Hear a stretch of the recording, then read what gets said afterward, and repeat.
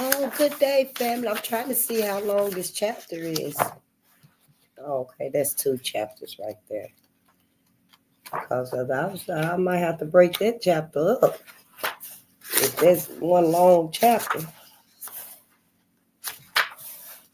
we are almost done with this book. I sure thank y'all.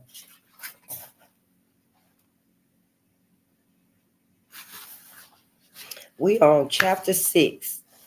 That woman took delight in selling slaves.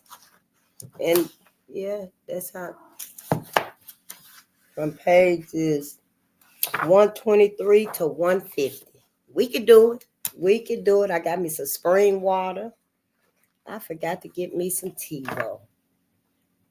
But good day, family. How you doing, young Dee Dee? It's so good to see you. Yes, it is good to see you. It's cold out there. And I thought to just go on and get under my covers. But I need to stay consistent. I need to learn to be consistent with this. It's just reading. I can narrow things down to just reading. Yeah. So let me go on and get on here and just read this. And I thank y'all for being here. Oh, good day. I am Kiara. It's so good to see you always. I'm going to get started in a day or so with our first drawing. With our first drawing for our cups, our mugs. And they are like this. They're different versions and colors and stuff. But they are the Defiant Lawyers Network. We listen to them. So we ain't listen to them in like a week and see what's going on. Because, he's a lawyer and a pastor. And his solution is Advanced 2026, where he's putting together solutions for us because of what we're going through with Project 2025 and what all's been taken away and pushed back, and how it's affecting Black American stuff. So, yeah, I'm going to find out how to get that out to y'all and stuff, and y'all going to have y'all cup, and I got my cup, and yeah. And we just going to do this and stuff, and I know everybody a little worried and stuff, and it's okay to be worried and stuff, but don't let it get you down and stuff. It's just time for us to become wary and know what's going on and stuff. And yeah, them folks are getting to that peak where they might just snap out any minute now and stuff. So, just be wary and know where your loved ones are and who they with, what's going on and stuff. Keep in touch with everybody and stuff if you can. Because, we real secretive. Don't be asking us no questions and stuff. But it's time that we need to do this.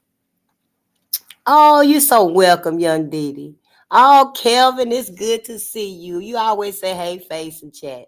I sure appreciate that, too. Us being cordial with each other and stuff, wherever we are. It's a new day and stuff, and we ain't got nobody but us. We ain't got nobody but us, honey. Yeah, it's bad. I wish I'd have known people was like this about us before now. I'd have been told my people shit. Let's motherfucking go. Let's go. Some of us would have listened and some wouldn't. That's just us. But I know one thing, we need to steer our people. And I don't think it take that many. Maybe the percentage, probably like 20%, I guess. Because the brother that I used to listen to and stuff, I think he said like 12%. If we had 12%, then we could possibly steer our masses and stuff. It's probably more than that because we really traumatized. We literally stampeding, because our mental is off so bad. And they'll probably take like 20, 25%, I don't know, to steer our masses and stuff. But we got to do something. And so that's why I'm here. I want to help us heal my people. Our people need to be healed. So, yeah, I'm so glad y'all here. I'm Face the Nation. We're on Bolden Unchained. And we're here to assist Black America and Black media. We're trying to cover everything, y'all. The projects, the laws, the events, the acts, the codes, everything. Everything we come across. The compromises, too. I think I forgot the compromises. Whatever we discover about what's wrong with Black America, we're going to have to put it out there. Black America needs to know. It's very hurtful. It's very traumatic. But we need to know these things if we want to get to the root of why we got such dedicated ignorance among our people, self-hate. You know, Dr. Ray Hagen's coined that, dedicated ignorance. Y'all the one told me. I was like, why I gotta go look for this? I didn't know where to begin looking for this, but I found it. Dr. Ray Hagen's coined self-hatred as dedicated ignorance.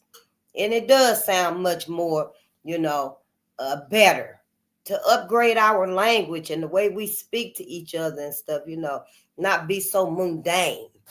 Because I can tell that my language is increasing in some words and stuff that I never seen before. And, it's something that we shouldn't be afraid of and have anxiety about and stuff. Like sometimes when I'm getting ready to get on here and stuff, I really have to just, prompt myself to get on here and read. And really, I ain't even got to say nothing else. Just get on here and read the book. But then, I want y'all to know that, I am your sister and you are my brother. And while we here, it ain't just a passing fancy. I'm not just a passing fancy. My ancestors are not just a passing fancy. So I want to have a relationship, with y'all. I want y'all to know that it's real. It's true. It ain't no lies here. I know I got my ways about me and stuff, how I feel, but it's all true. Maybe it would be better if it wasn't, if it was just reading only. I don't know. I kind of feel like for me, it's better to, be transparent with us. To be transparent with us, whatever that looks like and stuff. But yeah, let's read. And, this is our, I think this is like our 4th or 5th book. I know I'm so behind and stuff. I got to write the book list. I got to get map, draw a song list.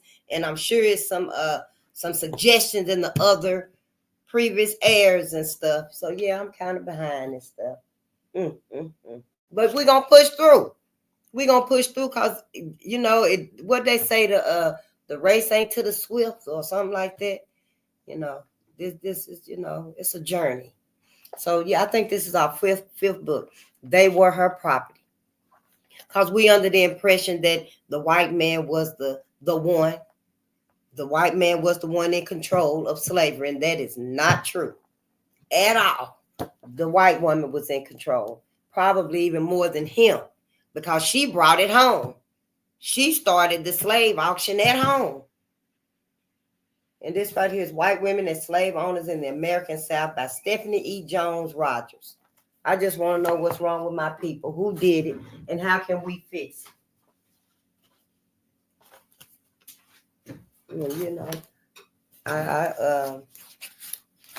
I think I seen a brother's video or something, and he was saying, why can't we come together? The only time we come together is at funerals. And that's true.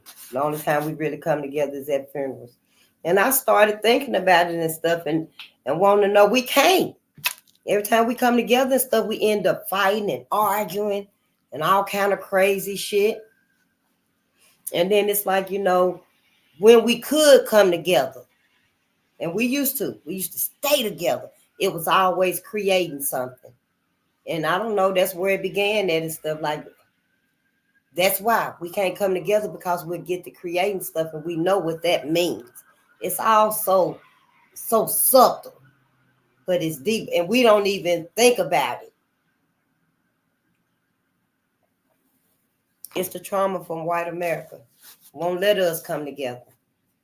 Because if we do, we're going to invent a song, a dance, or I don't know, a rap or something. We're going to start creating. But it's time now. White America is coming loose at the seams anyway. So, we really don't have anything to lose. We got everything to gain. If we could just let our people in our circles know and stuff, start them boundaries. Go on and set them boundaries and stuff for us. Yep, it's going to be a whole different world out there. Folks going to be wanting to come. Believe me. Yeah, that's all right. I'll listen to Dick Grigg all day. Yeah, I'll listen to Dick Grigg. You could put everybody on replay. We're going to get to that point and stuff. Just be ready. The copyright disclaimer. Oh, yeah, we look it through a spiritual lens because I'm not religious. I always have to let you know that I'm not religious and stuff. I did the forgiving thing. I took it all back. I don't forgive nobody for nothing now. I don't forgive nobody for nothing now. Not even them little white kids that was sitting in the trees when they were lynching and dismembering and roasting John Hartfield. No, I don't even forgive them little kids that was sitting in the trees looking down at John. I showed them I don't forgive none of they motherfucking asses for nothing. And I'm fine with it. Dr. Francis Cress Wilson said you ain't got to forgive nobody nothing. That's a lie. That religion done, that's another contradiction. That religion done taught y'all. Done taught us. I used to believe it. But you ain't got to forgive nobody. Talking about that's for you. Now, being loyal to yourself is for you. Being loyal to yourself, Black America, that's for you. We got to look at things through our perspective and not have people telling us, because people got us so sympathetic and just waiting to comfort and pamper and forgive. White America and the white woman and stuff, and her motherfucking ass was just as brutal and deadly to Black women as the white man was to Black men. Yep, sure was. I can't really say that her ass was dragging them behind her vehicle like the white men was doing the shit, but her ass was setting them on fire in the back of the plantation yard and stuff. I bet her ass was doing shit like that. I don't put nothing past none of them. Sure don't. I'm just trying to process it and let my people know that we got to just get away from it. That's it and that's all. Because a wolf gonna be a wolf, or whatever the hell they is. I don't know. It's gonna be what it is. Now we got humans, and we got clanimals, and we got animals. And the animals of this planet ain't got nothing on these clanimals.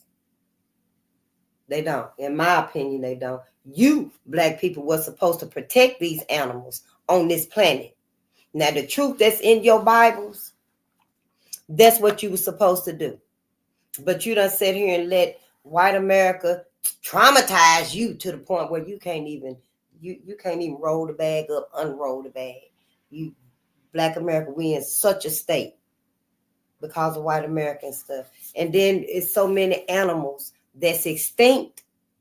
Animals are literally this close to waking up on their own, talking, standing up, fucking walking around. Your ass gonna wake up and Butch gonna be in there on the couch. Yep, the dog sitting on the couch with his legs crossed like that. You might as well go on and sit down and talk to him. Ask some motherfucking questions. Copyright disclaimer under 107. Oh yeah, I keep forgetting. Spiritual lens. We looking through a spiritual lens of loyalty, resilience, and education. That should already be known by now. They're my three. I don't know where I got them from and stuff, but it makes sense to me. Loyalty, resilience, and education. I don't think it's gonna change. We need to know who we're loyal to. It's kind of loud tonight. We need to know who we're loyal to. We need to know about our strength, our resilience, and we need the education. We look through the spiritual lenses. We need this education. I didn't know all this stuff. Yeah, I got to 11th grade, didn't know nothing. And not to say that going to the 12th was going to teach me either. So, it's all new to me.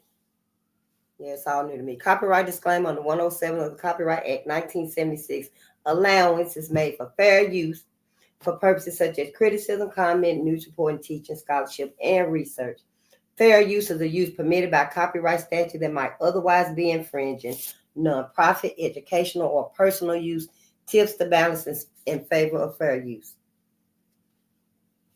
And Dr. Neely Fuller said that white supremacy racism covers every area in life. And it does too, y'all. White folks got it so sold up. Yep. It's like they got the whole world marching to the beat of their drum, acting just like they ass, anti-life. And that's war, economics, politics, entertainment, religion, sex, education, law, and labor. We can't get an edge in nowhere. We should have been left these folks. It's so fucked up because now that we are beginning to leave them and stuff, it's like, wow, the whole fucking world is gone crazy. And it is. Okay, let's just maximize this screen and go on and read. Yeah, let's learn about who this damn woman is. that everybody loving and not seeing her for what she's really about and stuff and what's inside of her. Since they always want to talk about the black woman and the black man, what's wrong with us? I always want to nitpick and talk about this and talk about that. For centuries, got the whole world thinking that the black man is the most dangerous man and the black woman is the welfare queen. Yeah, got the whole world thinking that we ain't shit, but they done hid everything, done took everything, used everything, and hid the rest. Yeah. I'm just appalled about it and stuff. I want us to go ahead and know what's holding us back, know what our curse is, and it ain't cause we got away from God. It ain't nothing to do with that. It's y'all got too many gods to be talking about cause we got away from God. Oh yeah, we got away from God. We got away from God. So many. And then y'all say, oh, but it was just one God and stuff. But he got different names. See, it don't even make sense to me and stuff. So I just feel like we need to reconsider that whole thing. Yeah, we need to reconsider that whole thing. Everybody, I don't know, start talking to each other. I just took my higher power out the box. That's all I can do. It's too many of them. I don't know which one is which. I just took my higher power out the box. I call you cosmic energy. You in the ethers everywhere. You are the ethers. You in me, and that's it. Yeah. In other words, I'm goddess. You God. Because the cosmos manifested us. And stop letting white folks tell y'all to say and learn and teach. God made all of us. No, he didn't. No, he didn't. God made the black man and the black woman. Other people came from the black man and the black woman. That's already been established. That the black woman was the first person on earth. The black man was the first person on earth. You know, the way white people telling this stuff make it seem like they were, but they wasn't. Now, Adam and Eve, I got them notes and stuff because Adam is really another guy, y'all, the beast, the Nathaniel. That's really who Adam is. That's their beginning. It's not our beginning. Adam and Eve is not our beginning. Was it Pegulus or something like that? I had never heard the story before, actually. But if you can believe all of that stuff in the Bible, you should be able to read this and know about this stuff right here. It should be able to make sense to you. Because, yeah, I was like, yeah, it's some truth to this. Can't nobody tell me nothing. I was like, is this where the clanimal instinct come from? Because they just so ravenous to black people. I mean, I ain't never known nothing like it before. And I think we need to start discussing these things. Can we start discussing these things? Because I don't want y'all to get in heaven and you're going to be trapped in heaven forever. I don't know where I wrote it at. I'll find it though. But I don't want us to get in heaven. And heaven is not what we thought it was just because we forgave right here on earth. I mean, where's the loyalty there? I'm just saying, y'all the one got us into this fantasy, forever fantasy. And no, I don't want my great grandbabies and my babies and my family, my cousins, my nieces and nephews and stuff under this damn lie that everybody gonna be safe and okay and healthy and not hungry and gonna be fine in heaven when that might not even be true. Don't nobody know. Don't nobody know. I don't even know. But I know what I'm reading, though. I know what y'all have read. When I read this book, I'm going to be focused on the contradictions in this book because I'm a black woman. We're supposed to be looking at stuff that's speaking to us. The contradictions in this Bible. Oh, I got us a new one, too. The contradictions in this Bible is what you're supposed to be focused on. We ain't supposed to be focused on that other shit, love your neighbor.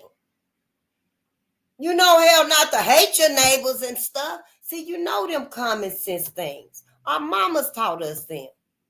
But religion is a trick. It's a trick on our mentality. And so, yeah, when we do read it and get into it and stuff, I want us to talk about them contradictions in the Bible.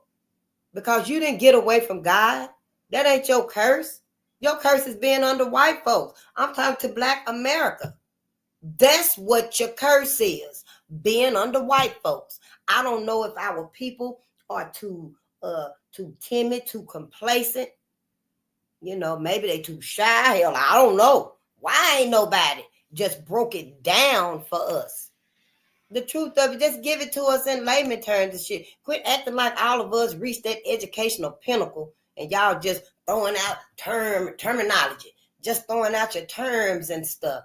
Stop that shit with us. Here, we coming into a whole new era. We ain't got a damn thing.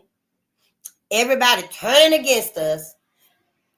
Trump and them, as the whole administration and stuff, everybody just running all over us and stuff, reneging and shit, taking shit back. It's a whole new era coming up here and stuff. And we need to get ready. We need to see what's wrong with us so we can start creating like only we can. Only we can. I bet you almost overnight, I don't know, maybe it'll be 3 weeks, 3 months. We came together with something so significant. It'll help all of us. Almost overnight. All of us. Can you see it now? In sync. On code. All of us, online and stuff. You know how we got the boat ride or somewhere Black women was on the boat going across the waters and stuff.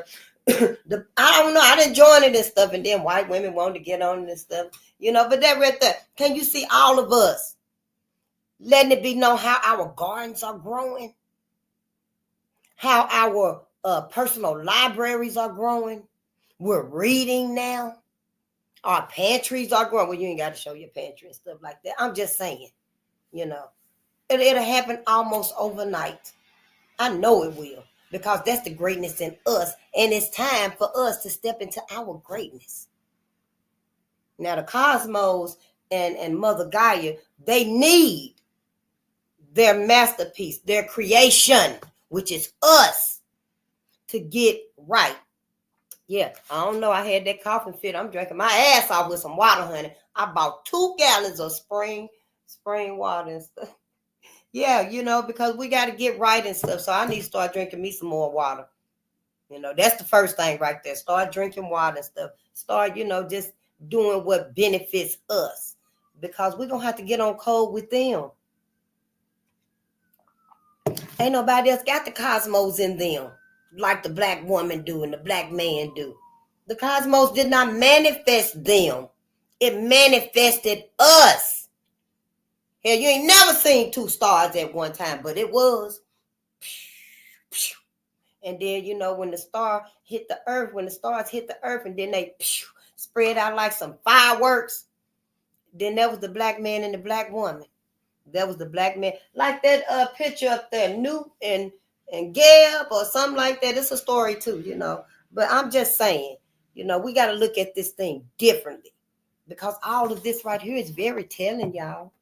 All of this right here. And I hope you made note to get your Red Summer. You get that Bible, Black People's Bible, Red Summer. Where's our Bible at? That's our new Bible. Yeah, you can keep this one.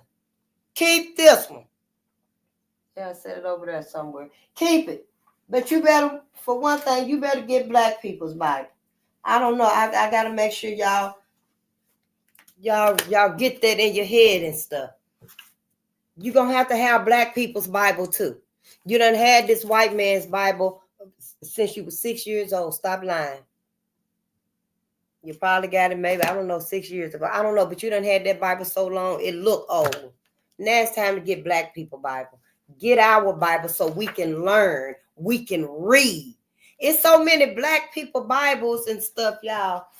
This is just 2 of them. Yeah, all of these. Our Dr. Claude Anderson, that's a Black People's Bible. They got goodness in them. They ain't all like Red Summer. No, these are, if you got more than one Bible, why can't you have more than one Bible for us? This the main one right here, though. This is what we need right here. You're going to have to look at the good, the bad, the ugly, the savage, and the ravishness. Black America. We're going to have to do it.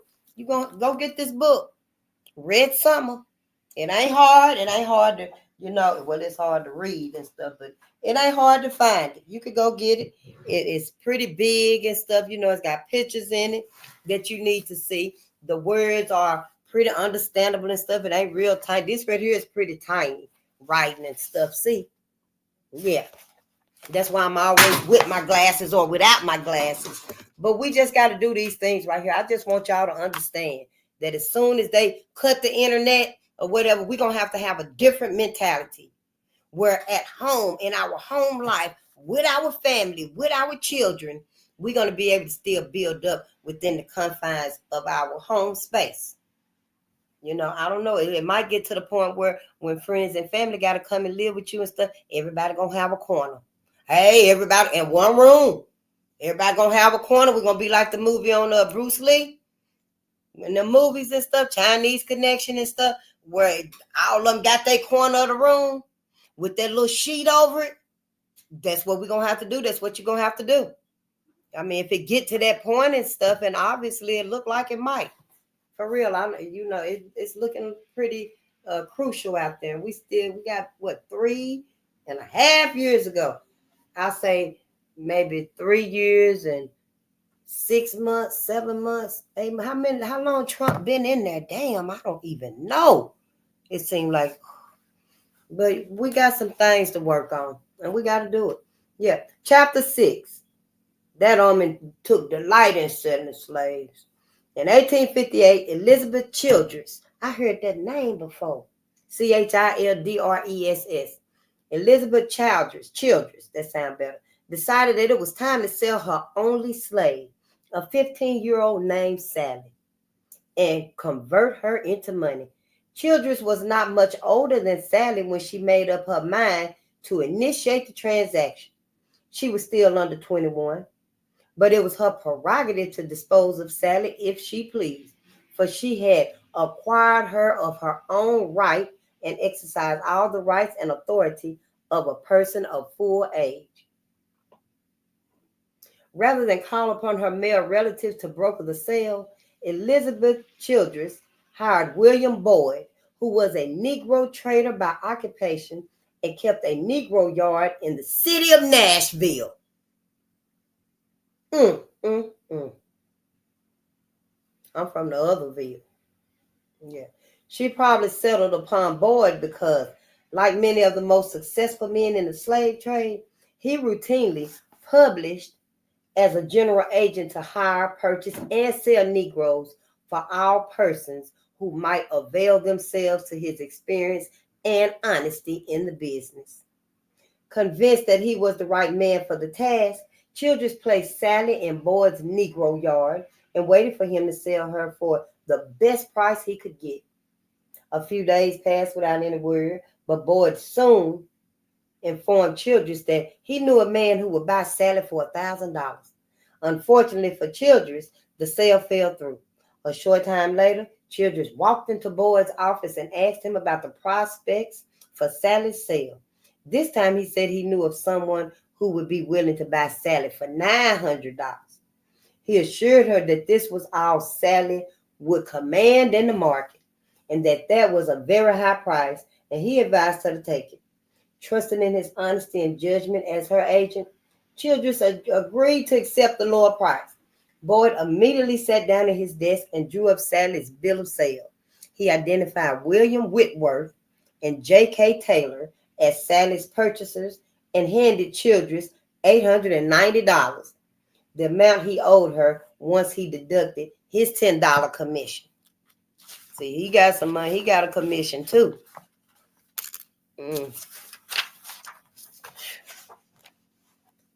Elizabeth Childress left Boyd's office that day with a sense of satisfaction, but her contentment was short-lived. She soon discovered that not long after Boyd sold Sally to Whitworth and Taylor, the two men sold the enslaved girl again for $1,050. Moreover, she also suspected that one or both of the original purchasers were Boyd's partners in his slave trading firm.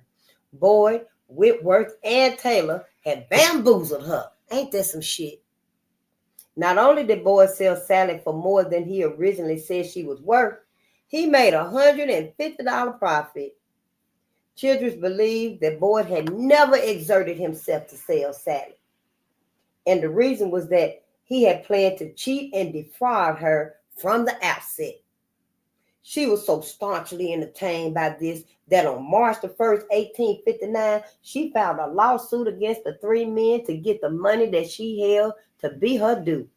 In a typical courtroom maneuver, Childress told the judge that Boyd, Whitworth, and Taylor had been able to perpetrate their allegedly fraudulent sale because she was very young and inexperienced and unexperienced in business and easily imposed upon. Contrary to her contention, however, her youth and independence had little to do with the profits Whitworth and Taylor made when they sold Sally. The circumstances that unfolded before, during, and after Sally's sale, especially Boyd, Whitworth, and Taylor's speculative practices, were systemic and fundamental dimensions of the domestic slave trade. The business ledgers slave traders maintained, and the trails of public, financial, and legal documents that followed every slave sale they initiated and finalized, routinely recorded similar transactions and profit margins. And Boyd, Whitworth, and Taylor's response to Elizabeth's allegations indicated as much. When Elizabeth Childress feigned youthful helplessness in court, Boyd argued that she had represented herself to be very much the lady when she came into his Nashville office. He told the court that she had never disclosed that she was underage and acted as though she had already reached her majority when she would have the legal authority to dispose of Sally. Since she was a minor, he argued that the sale should be null and void because his title to Sally was invalid. Furthermore, Boyd denied Childress's accusations that he had already sold Sally for the higher price before finalizing the sale with her. He also dismissed her charge that he had formed a partnership with Whitworth and Taylor and colluded with them to defraud her. Boyd's answer to Childress's charge revealed more than he might have intended, however. Just as she had suspected, Whitworth and Taylor were indeed engaged in buying and selling Negroes and were in the habit of keeping their purchases at Boyd's establishment. Boyd admitted that he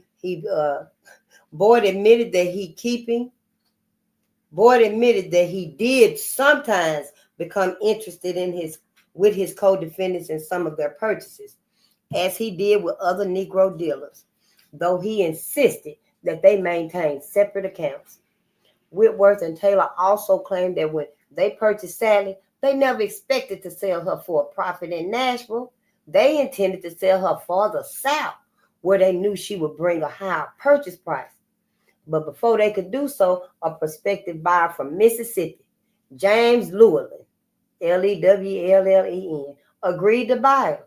Thus, they argued there was no collusion on the part of the three men. In fact, they charged Elizabeth Childress with deception and claimed that she knew that as a minor, she did not possess the legal authority to sell Sally to them. They therefore asked the judge to declare the transaction null and void. In the end, the judge sided with Childress. He ruled that she was entitled to an additional $125. Thus, she received more than she had expected to get when she agreed to the sale.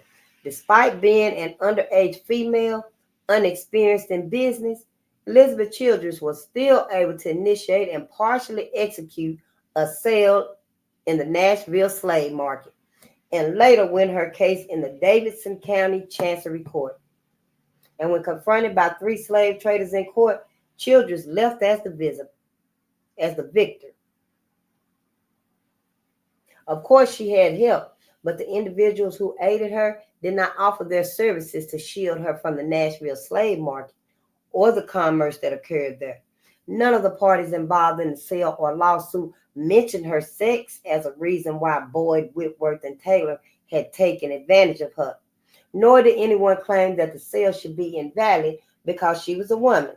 In fact, everybody involved, from Childress's friends to the slave traders, to the judge, behaved as though it was perfectly natural for a woman to walk into a slave trader's office and hire him to sell her slave.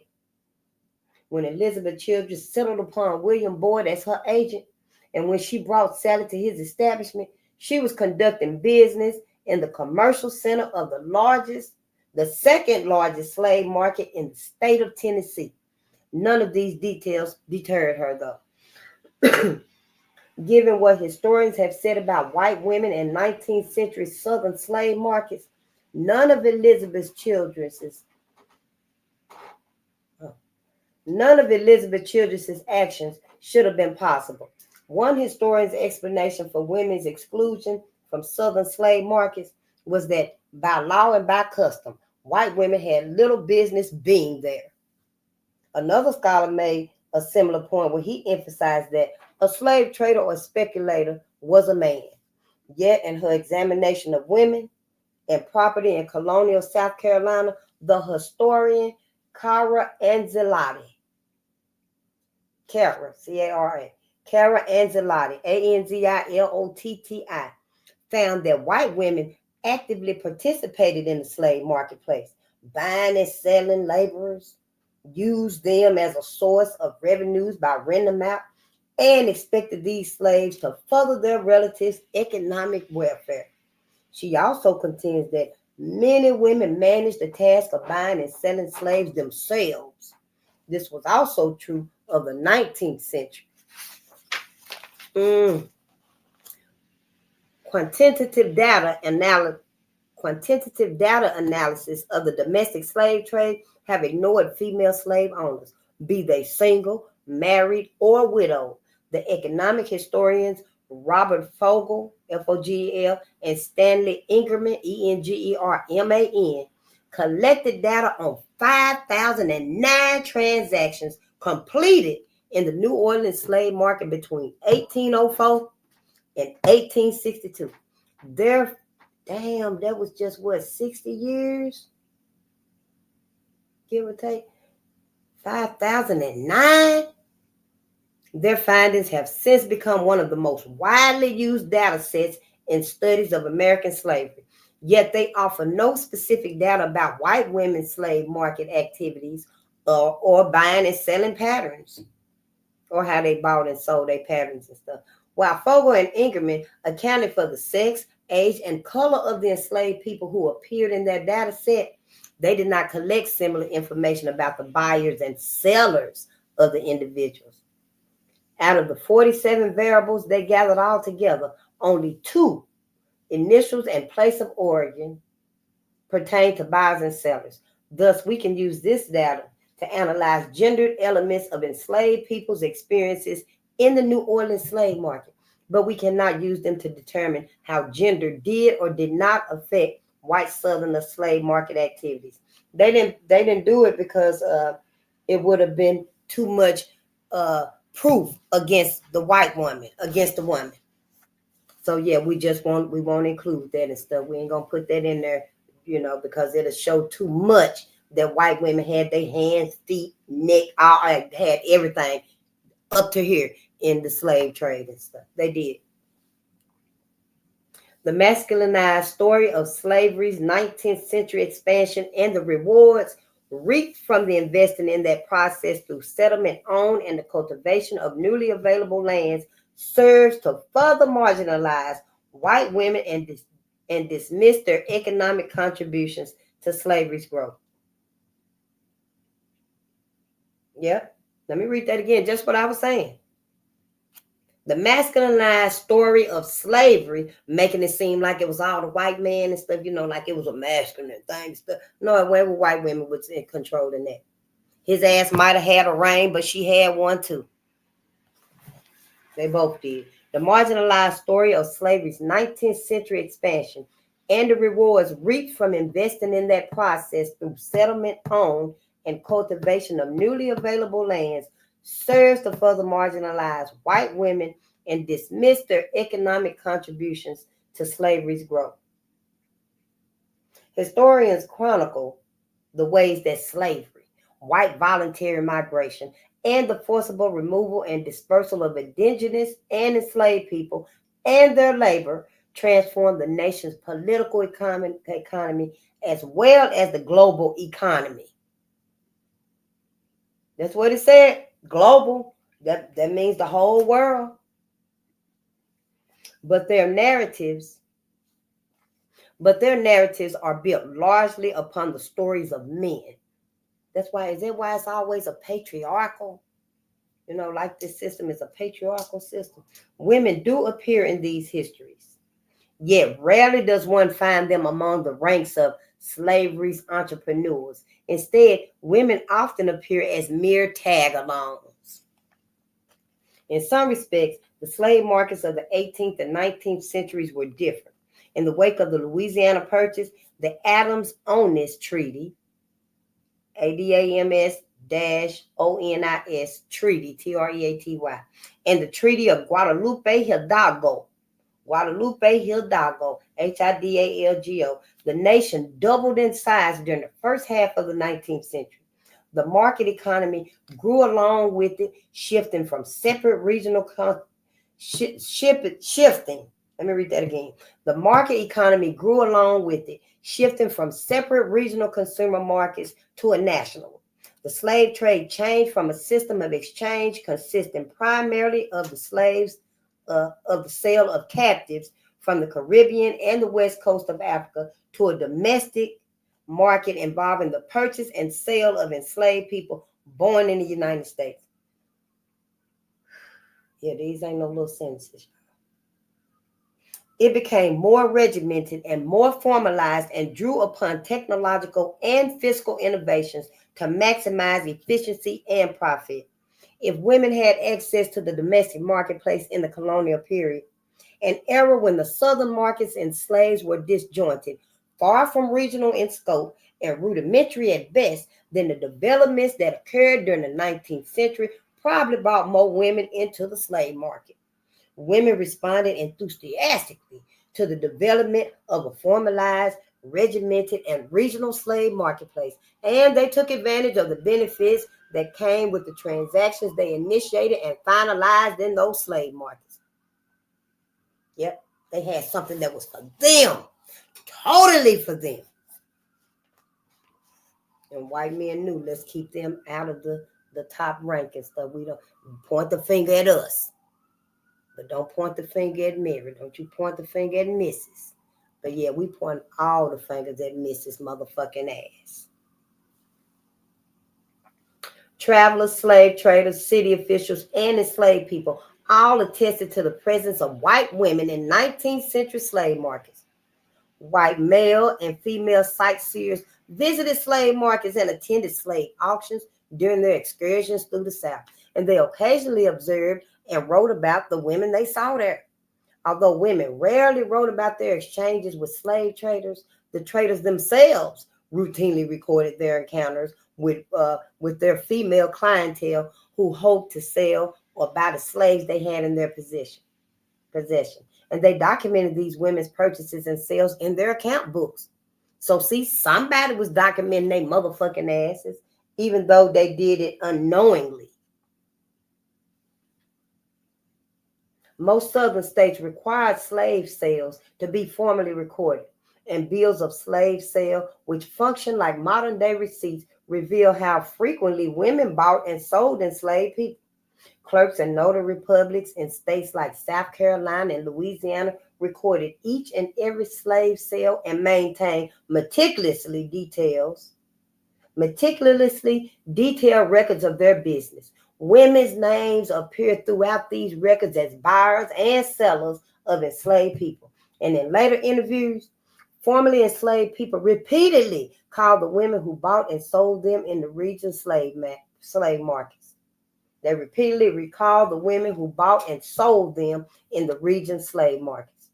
Southern slave markets, it was seen, were tourist attractions for white travelers.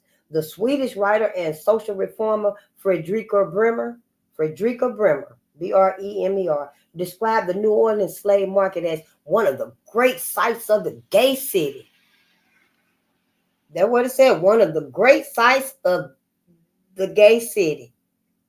For Bremer and travelers like her, these marketplaces were filled with striking scenes. For some, their encounters with white women in slave marketplaces and at slave act auctions presented the most notable events they witnessed during their time in the South. Ain't that a bitch?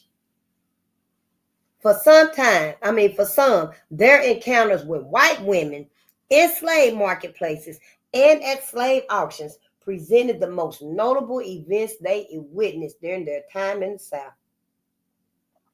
Around 1859, Dr. John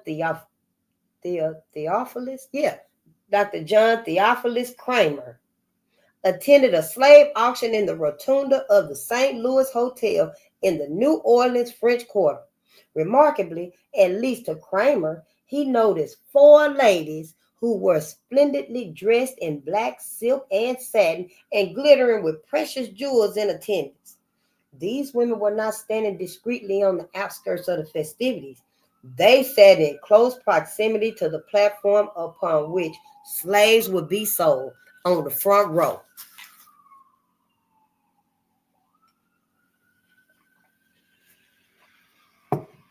Kramer's description of their attire suggests that they may have been members of the upper class. Equally notable, these 4 women came to the slave auction together without male escorts. Oh, honey. As the auctioneer called off the slaves for sale, recorded Kramer, he addressed both the men and the women in the room as potential bidders. Ladies and gentlemen, he said, look here at this healthy child. The 4 women did not participate in the auction proceedings, and Kramer offered a theory of why they did not. Although he deemed it plausible that the women already owned slaves and thus possessed the quintessential qualities that characterize slave owners as a group. Their feminine sensibilities kept them from actually purchasing slaves themselves. Yet, based on other historical evidence, it seems equally possible that they attended the auction to buy slaves with particular characteristics or skills, and the slaves exposed for sale did not meet their criteria, so they elected not to buy them. The slave sale that Kramer attended and described does not conform to the kind of auction ordinarily associated with such transactions.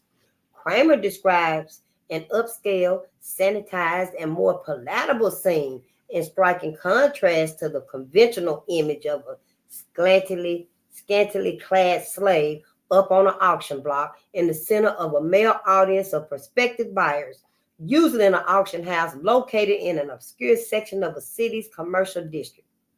The St. Louis Hotel was one of the finest establishments in the city, offering accommodation to hundreds of guests, including the military and political officials, and providing entertainment for the city residents as well.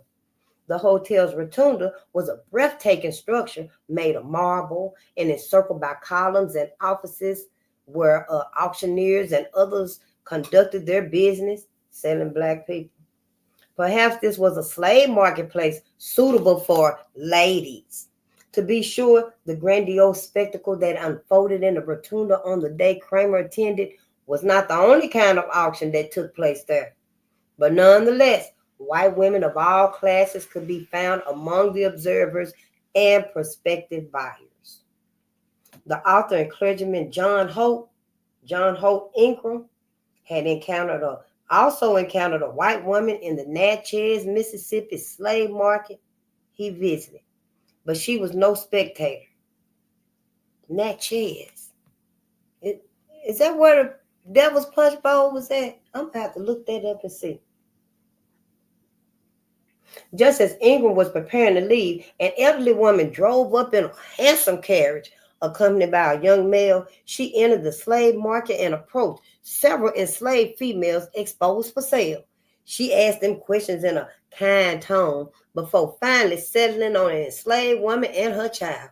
The young male who accompanied her appealed to her to purchase the enslaved woman's husband as well, which she elected to do, and she left with the mother and the child sitting beside her in the carriage, and the husband in the coach box with the driver.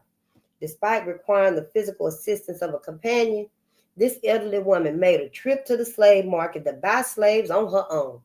Ingram did not express the same surprise Kramer had about seeing a woman at the market, nor did he feel the need to rationalize her presence or her slave buying. He found her mode of transportation more remarkable than her actions. Like Kramer and Ingram, Frederica Bremer was keenly interested in visiting slave auctions, markets, and yards during her forays into the South. And she wrote in detail about the women she met there. Accompanied by a male escort in New Orleans, Bremer walked a short distance to the railroad on the other side of the river and passed through the slave market. There she saw 40 or 50 young persons of both sexes walking up and down before the house in expectation of purchasers. They were singing. They seemed cheerful and thoughtless. The young slaves who were here offered for sale were from 12 to 20 years of age. There was one little boy, however, and he was only 6. He belonged to no one there, though. He attached himself to the slave keeper. Bremer came face to face with the landscape of the New Orleans slave market. It encompassed more than the slave yards, depots, warehouses, and auction houses. It also included the city streets. The scene she described was not one that other white women could avoid unless they stayed away from commercial centers altogether. In fact, it was commonplace, just selling black people all over the place. Joseph Peterson was a free man of color who grew up on Canal Street in 19th century New Orleans.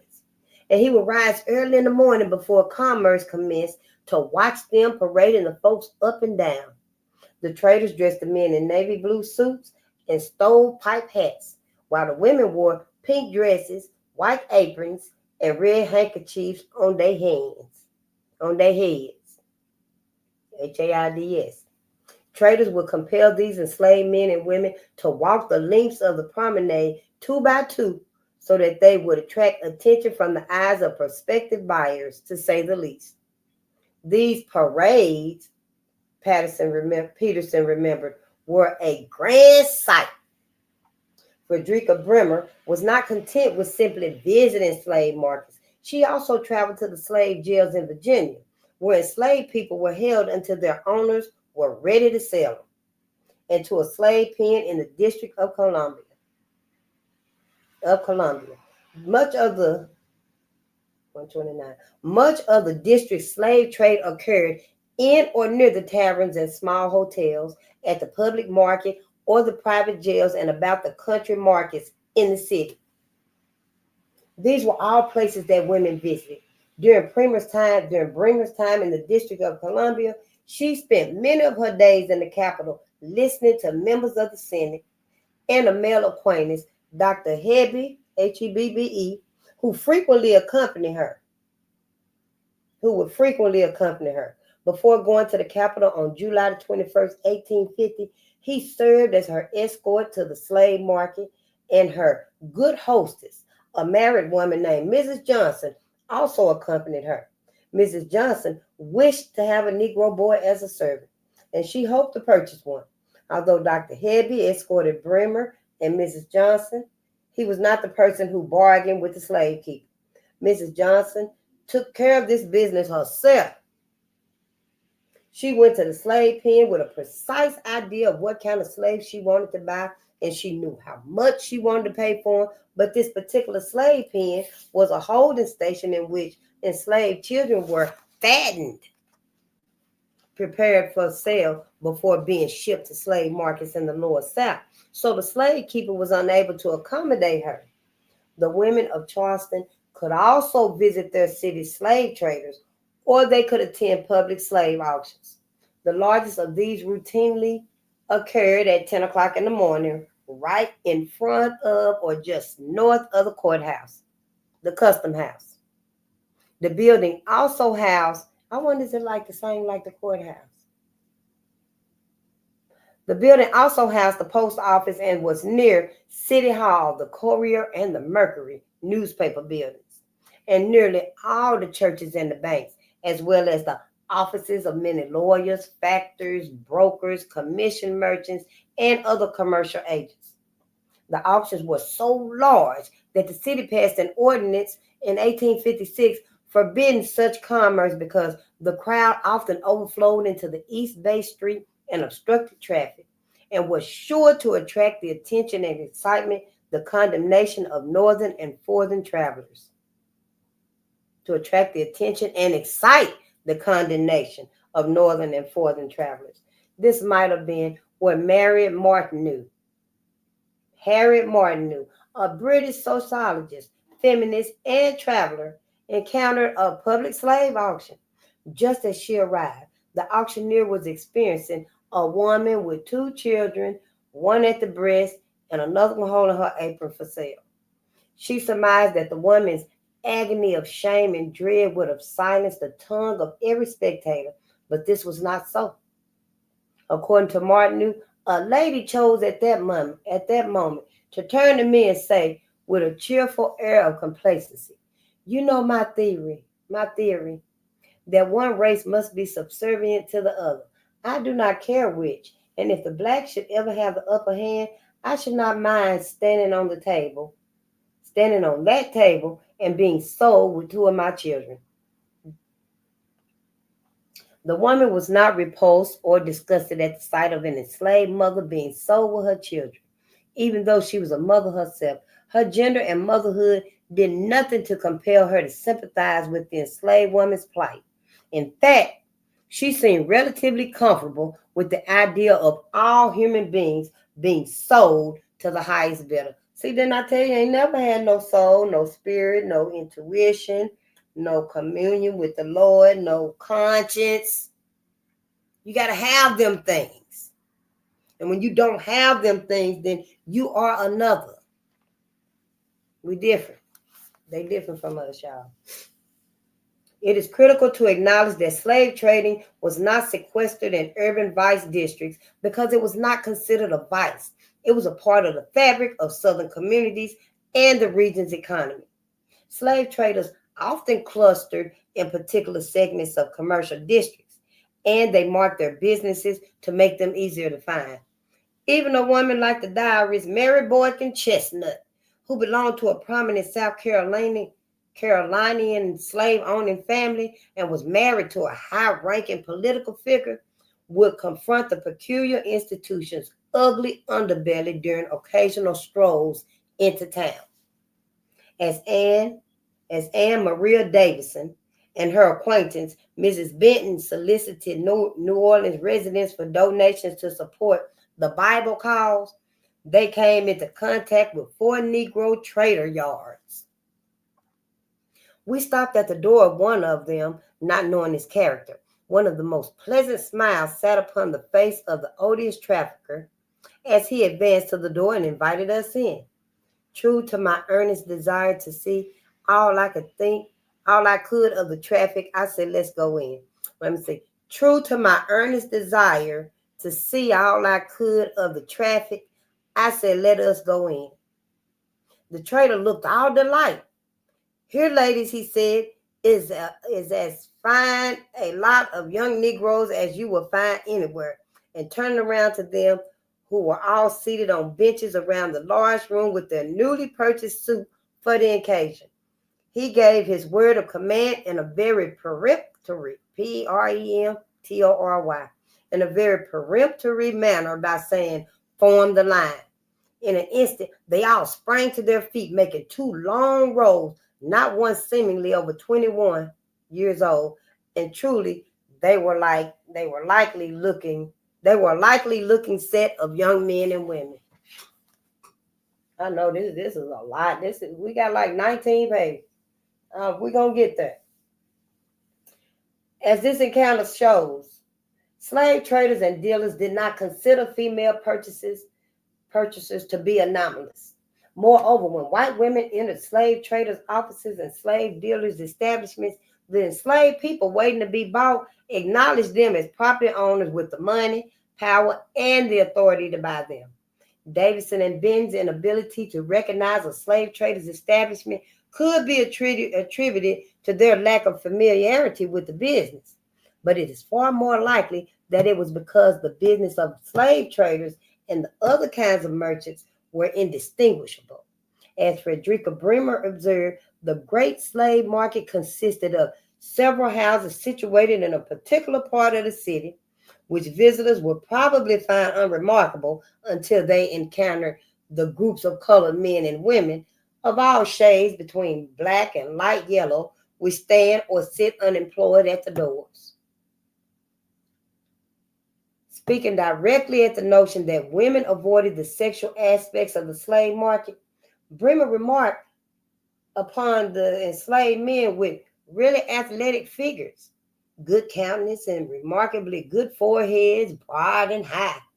There was one Negro in particular who captured her attention. He was valued at $2,000, although Bremer was in a slave market to observe. She took a great fancy to this enslaved man and said aloud that she liked the boy and was sure that she and he should be good friends. She was playing the role of slave buyer, but the enslaved man's response to her chatter revealed that he took her seriously. Women could examine enslaved people's bodies, take notice of their features, talk to them, and express a desire to buy them, all in public view. If what they saw piqued their interest, they could enter the trader's establishment and be assured that the proprietor would cater to their needs. Such evidence further refutes the argument that white Southern women were repulsed by or alienated from slave markets and ignorant of the details of the slave transactions. Yeah, you can't say that shit no more. They can't, and you can't either. Residential and business directories and censuses of merchants show that hundreds of women conducted business in the same places where slave traders plied their trade. They also revealed that the layout of commercial districts in 19th century southern cities made it difficult for white women to avoid slave marketplaces or evade the business and economic community that flourished there. New Orleans city and business directories show that women worked on the same blocks as the slave traders. And some of their businesses were only a few doors apart. Madam Harriet, for example, established her oyster restaurant on the corner of Gravier and Philippa Streets with the slave trader C.F. Hatcher, located nearby on Gravier between Felipe and Baronne, Baronne. Mrs. Mary Swinza, Sweneua, or Bazaarine, Brzarenne, operated a fancy retail shop on Baronne, Gravier, and Common Streets. The slave dealer Thomas Foster worked at 157 Common Street between Baronne and Carondelet, Carondelet. Foster's fellow slave dealers, Frisbee and Lamarck's, rested. Foster's slave dealers, hold on, y'all. Foster's fellow slave dealers, Frisbee and Lamarck's, Lamarques, I think that's Lamarck's. Lamarck's establishment was located at 156 Common Street, also between Baronne and Carondelet. The directories also show that female merchants outnumbered individuals who identified themselves as slave traders in the commercial center of the city, thereby suggesting that these men were locating their businesses in proximity to the female merchants, not the other way around. For example, Cohen's New Orleans and Lafayette City Directory lists 427 female merchants or businesswomen operating in the city in 1849. This number jumps to 463 if the women who worked as teachers and principals and who ran schools and seminaries are included. Yet only 20 male slave traders and dealers appear among them. Of course, many people involved in the slave trade did not call themselves traders, dealers, or auctioneers.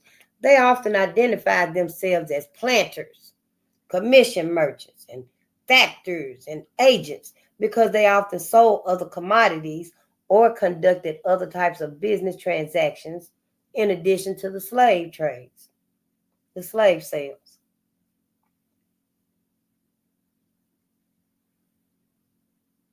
It is important to recognize, too, that the commercial districts of cities like New Orleans were bustling with white women. In 1854 census of merchants, the 1864 Census of Merchants offers evidence of women's commercial activity in the city. There were 330 licensed female merchants operating in the first, second, and third districts of the city. This number only hints at the actual number of working women in the area because the census only tracked individuals who were employed in professions that require licensure. Many of the most common occupations for women, such as seamstress work, laundering, baking, and confectionery work, did not require a license, and the women who were employed in these kind of labor were not counted. Female merchants and entrepreneurs who worked within public marketplaces provided the kind of goods and services that could prove useful to slave traders. Yeah, their proximity to the slave trade's primary arbiters, and the demand for what they had to offer made it feasible for slave traders and dealers to buy white women's goods and services, even if those services consisted of enslaved labor. The woman who owned Susan Boggs, Boggs, for example, hired her out to a slave trader to work in the trader's jail.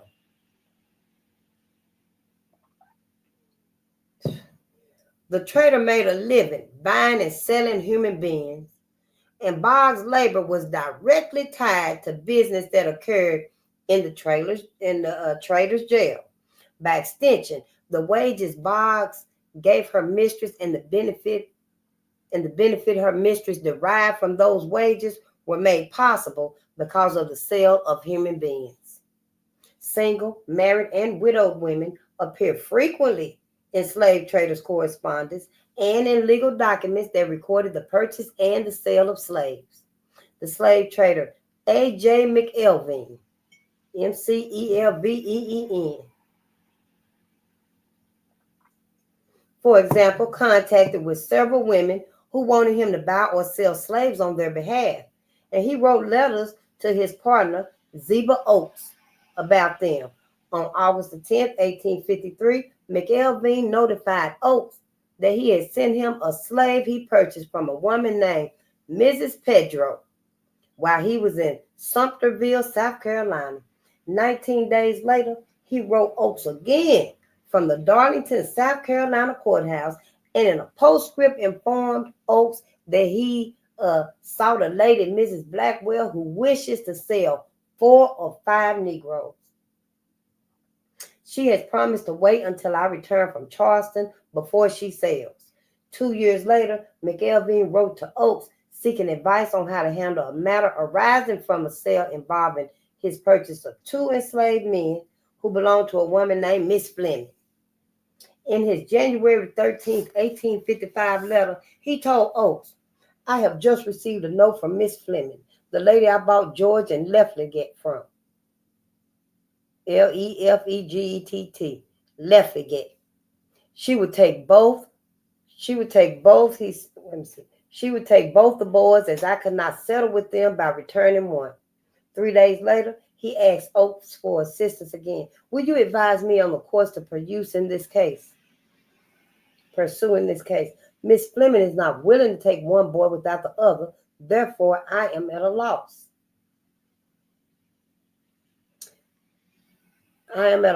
As she has my note and will not give it up.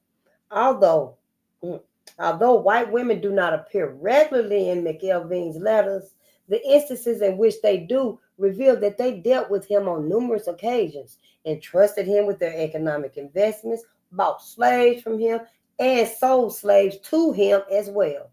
More important, McElveen never mentioned the involvement of male kin or proxies, nor did he express reservations about dealing directly with women or imply that these women had concerns about dealings with him.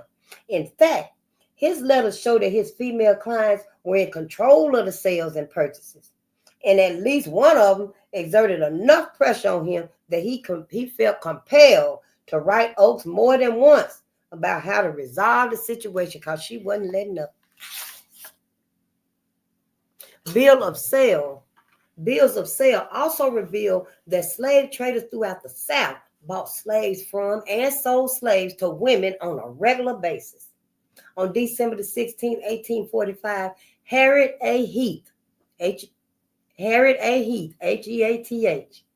purchased a 23-year-old enslaved woman named Jane from Zeba Oaks. And on July the 8th, 1846, she came back to him for another purchase. This time she bought a 28-year-old enslaved woman named Diana, who was warranted sound and healthy. Elihu Creswell bought a slave from Marie Carby. Miss Eleanor Hainline bought a slave from George Ann Botts. John Hagan sold a slave to Mrs. Matilda Macy.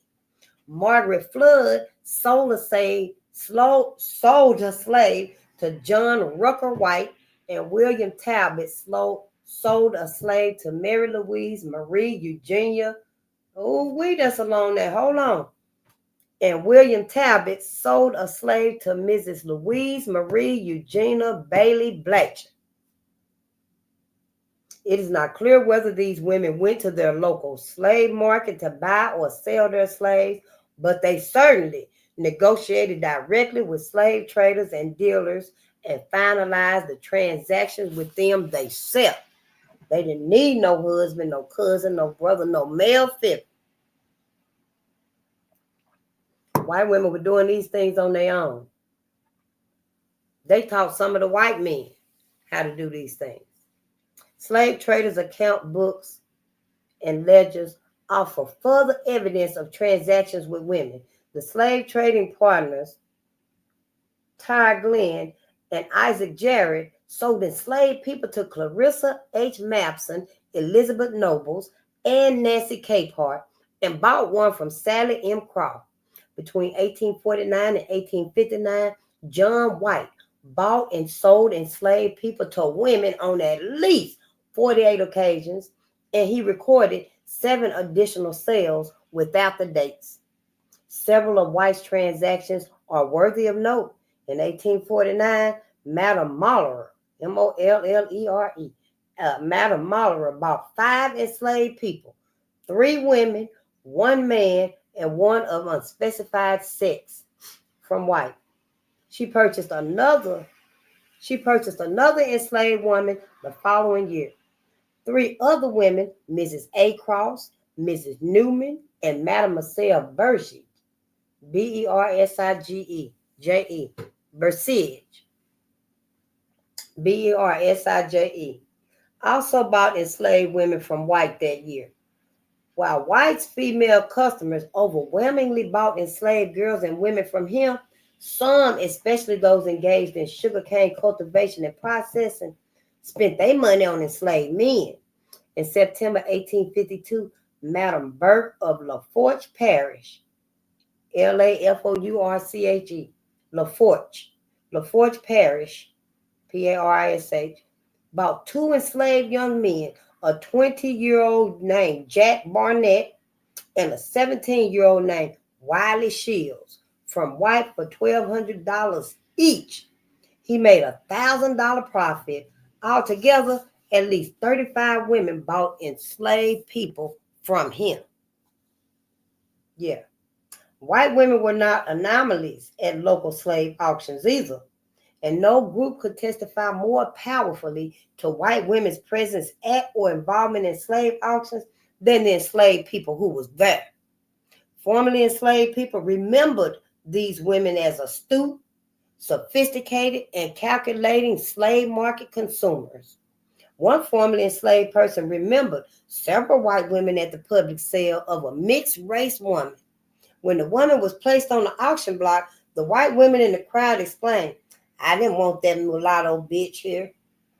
It was common for white men to purchase mixed-race women as part of the fancy trade, a sector of the slave trade that catered almost exclusively to white men who sought to purchase sexual slaves. The white women who objected to the sale of this mixed-race enslaved woman probably knew this. The women present at this auction, seemed to be spectators rather than buyers, but enslaved people also describe women who actively participated in the bidding at other auctions. When B.E. Rogers asked his formerly enslaved father whether he had ever seen a slave auction, he said, "Yes, I saw one at Raleigh once, Raleigh. How do you say that, at Raleigh? Like Raleigh, North Carolina. Yeah. Yes, I saw one at Raleigh once. About half a dozen Negroes being sold, mostly to women. Liza Larkin bought Aunt Bishop's mother at a slave auction in Coates Chapel, and in acquiring an enslaved woman of childbearing age who could perform household tasks, she made an economically sound choice. Bishop's mother cooked, washed, and milked Larkin's cows. She also gave birth to Aunt and 5 other children. And with each infant, Larkin watched until her initial investment increased. Occasionally, formerly enslaved people also spoke to their female owners. Unique slave market selection processes often spoke of their female owners' unique slave market selection processes, and buying habits. Ike Thomas's owners sold his parents away from him when he was a child, but his mistress kept him so she could train him to be a carriage boy. As Ike spoke on his life on the Thomas plantation, he reflected upon his mistress's distinct way of determining which slave boys would be suitable for purchase. She paid particular attention to the way they wore their hats. If the enslaved boys set their hats on the back of their heads, she believed that they would grow up to be high-minded, but if they pulled them over their eyes, they grew up to be sneaky and steal. When Rose Russell's mistress decided to sell her, she asked Russell which of her parents she loved the most. Russell contemplated the question for a few moments before saying she felt the most love for her father. The mistress sold Russell with her father and separated the young girl from her mother. Sometimes white women saw financial opportunities in the very situations that white men thought burdens. Some men considered enslaved children not worth the cost associated with rearing them to working age. Thomas Jefferson claimed that the estimated value of a newborn infant was so low, say $12.50, that the infant would probably be yielded by the owner gratis, gratis. Jefferson has a plan to deal with such nuisances, and at least a few slave owners considered it a good one. In a letter to Jared Sparks dated February the 4th, 1824, Jefferson proposed emancipating the infants of enslaved women, compelling their unfree mothers to care for them until they were able to work, and then deporting them. Shortly after, Nat Turner led his slave rebellion in Southampton, California. Oh, I'm tired, y'all. I don't know if we're going to finish this. We're going to try. Okay, we're going to try. We ain't got but like, oh, wow, we just on page 135. We got to go to 150. Oh, I can't say. Can't say we're going to make it. We're going to read till my eyes burn. And then we just going to have to pick it up tomorrow.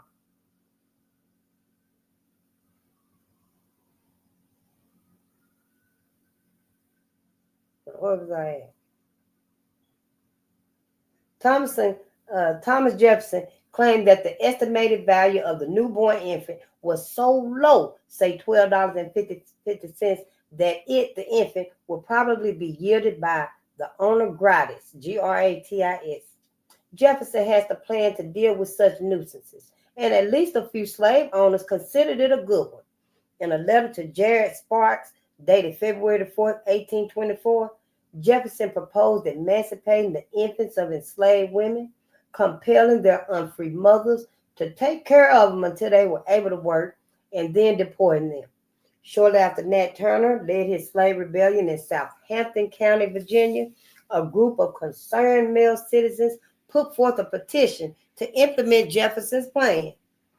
That never came to pass. But some male slave owners and traders showed that they agreed with Jefferson's low valuations of enslaved infants when they gave enslaved infants and children away to white people. Oh, my ancestor, my daddy last name is in this book, H.B. Holloway. Oh, that's my daddy last name, Holloway. Do you hear me? That is my daddy's last name, Holloway. Do I got anything with my daddy's name on it up in here? I don't even think I got nothing. Oh, my ancestors.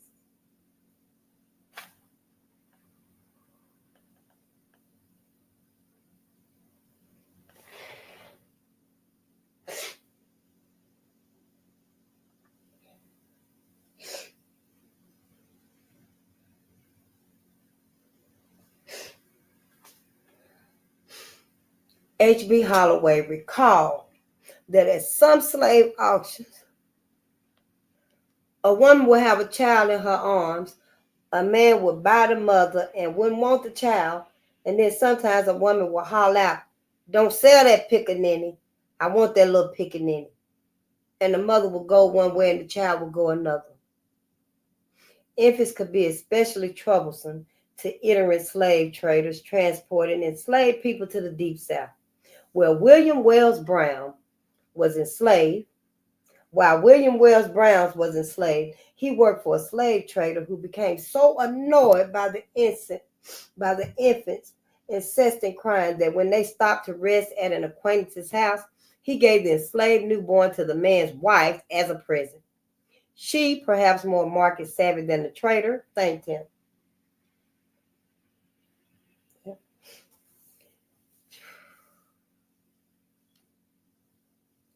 Children cost far less than enslaved adolescents or adults. And if a slave owner was willing to pay the lower purchase price and invest in the care of the child until he or she was old enough to work, the owner could see his or her investment grow exponentially over the enslaved child's lifetime, especially if the child was a female.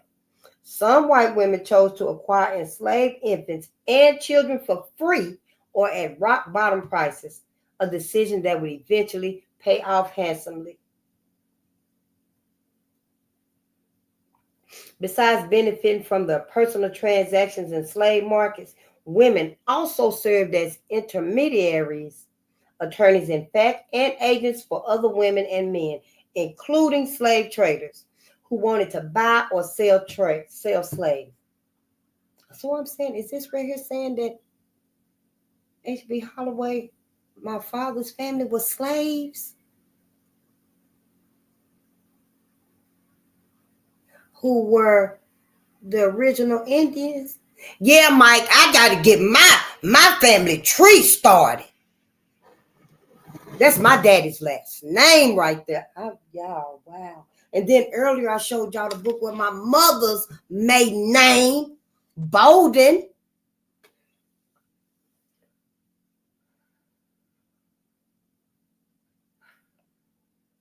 Children cost far less than enslaved adolescents or adults. And if a slave owner was willing to pay the lower purchase price and invest in the care of the child until he or she was old enough to work, the owner could see his or her investment grow exponentially over the enslaved child's lifetime, especially if the child was a female, because they could breed them. Some white women chose to acquire enslaved infants and children for free and at rock bottom prices, a decision that would eventually pay off handsomely. Black bodies. Besides benefiting from the personal transactions in slave markets, women also served as intermediaries, attorneys in fact, and agents for other women. I know I went all the way up there, didn't I? I can't believe this. My daddy name was. Okay, let's read. Where was I at? Let's see. In the latter months of 1852, after the slave owners Elias and Mary Gunmer, Gumaer, moved to Wisconsin, they hired Ann Young to sell their slave Letty and her son William in the District of Columbia. They stipulated that she not sell the two to slave traders or to any buyer who would remove them from their own community. Young kept her end of the bargain, going so far as to sell them for a much lower price than they were worth and rejecting higher offers from several local slave traders. But Peter Heavener, Hevener, Peter Heavener, the man who bought the Gunmer slaves, did not bind himself to the same terms. The Gunmers petitioned the court to prevent him from selling Letty and William out of state, and the case elucidates Anne Young's extraordinary slave market activities, which might otherwise have gone unnoticed. But she knew what she was doing, honey. So did. She went and fought that. The Gunmer's petition suggests that they considered Young to be a competent, astute, and trustworthy arbiter of the slave market. The slave traders and prospective buyers who approached her about buying Letty and her child probably saw her in this light as well.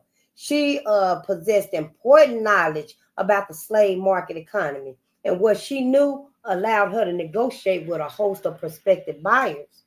Perhaps the couple entrusted Young with the transaction because she was a family member, or because Letty and William were in her possession already, and the Gunmers saw her as the most logical person to sell them. But whatever the reason, if they had not believed that Anne Young could sell Letty and William while simultaneously abiding by their wishes and obtaining the best possible price, they had other options. Everything Young did as the Gunmer's agent defined her as a slave dealer. They may not have wanted her to sell Letty and William to slave traders, but in appointing her to sell them at all, the Gunmers essentially authorized Young to assume that title. The intricacies of this sale make it abundantly clear that women like Anne Young did engage in complex slave market transactions. And this was the case even when spouses or male proxies were involved. While some married women entrusted their husbands with conducting portions of their business in the slave market, they often handled other aspects of these transactions themselves. Ruth Williams is an example. Her mother bequeathed an enslaved woman and her children to Williams and her sister, stipulating that the property should be for the women's sole and exclusive use and benefit, and should not be seized to satisfy their husbands' debts. The sisters decided that Ruth would get the male child of the enslaved woman, he then being about 12 or 14 years of age, and her sister would take the enslaved woman and any remaining children she might have. Upon securing the enslaved boy, however, Ruth discovered that he was a stubborn, bad boy, and she found it very hard to control him. She feared that when he grew up to be a man, she would not be able to keep him in proper subjection. Since Ruth was in very feeble health and standing greatly in need of a woman to assist her in her domestic business of her house, she instructed and requested that her husband dispose of the enslaved boy for her, either by exchanging him for a woman or by selling him and purchasing for her a woman with the proceeds. Furthermore, she specifically told her husband to do one or two things: exchanging for a woman owned by one of her acquaintances, or selling for not less than $600 cash. If he could not do either one, he was to return her the boy. Her husband returned without the boy and placed $408 in Ruth's hand, claiming that the funds were only part of the proceeds from the sale, and she would soon receive the rest. On January 1st, 1853, she heard that one Zachariah R.T. McGuire had in his possession a Negro woman that he wished to sell. Despite her very feeble health, Ruth Williams visited McGuire, examined said woman in person, and after seeing her, she contracted with McGuire for the said woman named Nancy. The contract stipulated that Williams would take possession of Nancy and assess her disposition and the quality of her work for a trial period. And if she was pleased after trying her, she would purchase her at the price of $250. Williams found Nancy to be a suitable servant, and she decided to buy her. She asked her husband to go and complete the purchase and to have the bill of sale executed to her as her separate property. Ruth Williams allegedly needed this enslaved woman because of physical ailments, not simply so she could escape domestic labor or ascend to ladyhood. Furthermore, Ruth Williams underscored the fact that her husband completed the trade on her behalf and that he did so with money he obtained by and through her and not from his means of money, because it's supposed to be hers. Even though men conducted some aspect of women's business in slave markets, women did venture into these markets or attend slave auctions themselves. But Jane Bowie, Buie, when James Bowie was 17 years old, she decided to purchase an enslaved woman and her children. She had enough money, but she was young and timid and did not like to come into the crowd. So she asked her father, Malcolm, to accompany her to the auction and bid upon the enslaved mother and her child as her agent. Before the sale began, Malcolm pulled the commissioner of the auction aside and informed him that his daughter wished to bid. However, because of her apprehension about the crowd, he was going to bid on her behalf. The commissioner assented to this arrangement. Once Malcolm Bowie secured the commissioner's assent, he then made known to the crowd of prospective buyers that he was bidding, not for himself, but for his daughter. Malcolm was the highest bidder, and he later delivered the bill of sale to Jane and accompanied her to Cumberland, North Carolina, where she retrieved her property.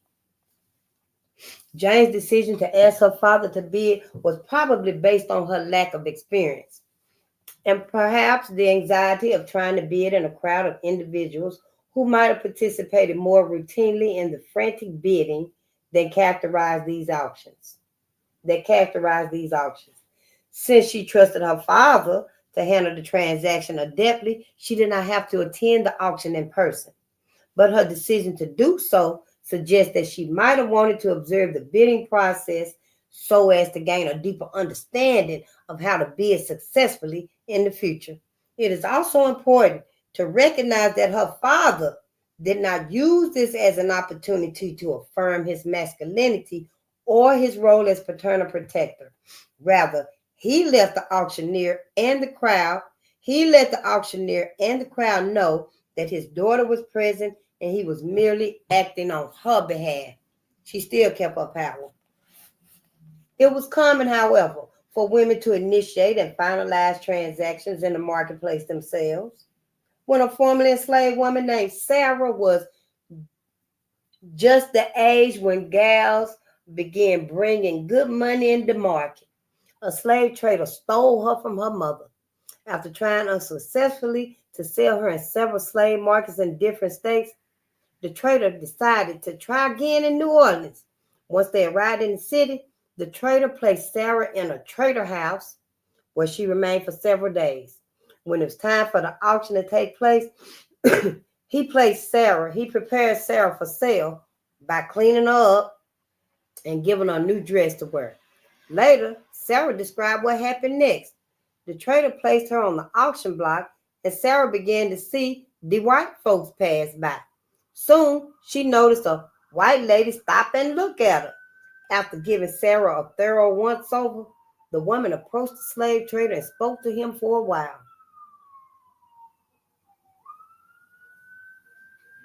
I don't think that's coming. Then she mingled with members of the growing crowd and suddenly exclaimed, "I think that nigger gal was stole." The woman approached Sarah again and began to ask her a series of questions. "Where you live at, gal?" the lady asked. Sarah replied, "My home is South Carolina, ma'am."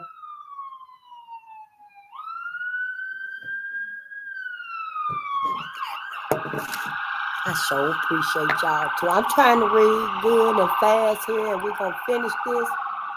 Oh, I love you too, Zabu. Oh, y'all is so sweet. Thank y'all for loving our ancestors. They so proud. I know they are. They've been waiting a long time for us to just read about them. And then, we see our own namesake in here. It's something. I can't even explain it. I want to just call my family and tell them the shit. That Paige, we don't want to read them books. We don't want it to be read to. But they got to. I'm just saying, Well, let's read about Sarah. It was common, however, for women to initiate and finalize transactions in the marketplace themselves. When a formerly enslaved woman named Sarah was just the age when gals were bringing good money in the market, a slave trader stole her from her mother. After trying unsuccessfully to sell her in several slave markets in different states, the trader decided to try again in New Orleans. Once they arrived in the city, the trader placed Sarah in a trader house where she remained for several days. When it was time for the auction to take place, he prepared Sarah for sale by cleaning her up and giving her a new dress. Later, Sarah described what happened next.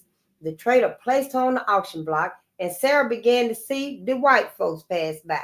Soon, she noticed a white lady stop and look at her. After giving Sarah a thorough once-over, the woman approached the slave trader and spoke to him for a while. Then she mingled with members of the growing crowd and suddenly exclaimed, "I think that nigger gal was stole." The woman approached Sarah again and began to ask her a series of questions. "Where you live, gal? Where you live at, gal?" the lady asked. Sarah replied, "My home in South Carolina, ma'am. Don't you want to come live with me?" the woman asked. Sarah responded, "Yes'm." Satisfied, the woman returned to the crowd of prospective buyers and waited for the bidding to commence. As the auctioneer called off the bids, the woman staked her claim to Sarah and called out her price. "I'll take that little nigger," she said. "Bid $150. She won. Sold," the auctioneer said, "and she paying." Sarah's female owner attended a slave auction, saw an enslaved girl exposed for sale, questioned her, decided to buy, and successfully bid for her. Now, she knew that this girl was stole. Did she buy and set her free? I'm just saying. She was clearly familiar with the litany of questions prospective buyers should ask the enslaved person they hope to purchase, and she asked them to find out what she wanted to know. She also displayed a sophisticated knowledge about the intricacies of slave commerce. Something suggested to her that Sarah was in an unfamiliar place. While such a scenario was not unusual given the stream of enslaved people whom slave traders purchased in the upper South and sold in the lower and deep South, Sarah's new owner recognized a different kind of displacement. Perhaps Sarah's youth implied that she had been sold away from her mother, something that was strictly prohibited under Louisiana Acts passed in 1806 and again on January 31st in 1839. These acts stipulated that individuals must sell enslaved children who were younger than 10 with their mothers, unless they were orphans. The man who captured and later sold Sarah might have been taking advantage of the orphan loophole by stealing her and others and selling them in distant slave markets where owners could not find them and potential buyers could not trace their origins. Sarah's new owner might not have cared whether Sarah was in fact stolen. If she really had been concerned about Sarah being kidnapped, she could have refrained from bidding on her, as others sometimes did, or tried to find Sarah's rightful owner. Instead, she used allegations of unlawful sale as a means of decreasing the number of people willing to bid, which kept the bidding price low. Confronting the slave trader and canvassing the crowd of prospective buyers to spread news of her suspicions, Sarah's owner exhibited her slave market savvy and comfort within the slave trading community. Beyond street-side sales of this kind, women also attended auctions in places like Banks Arcade, a New Orleans venue that was situated in the very center of business and was well known for its sales of enslaved people, for mass meetings of various political parties, and for being a great resort for merchants and others. On June the 10th, 1843, for example, Bedelia Gaynor Keller attended a public auction there. That particular day, Richard Richardson called off the bids.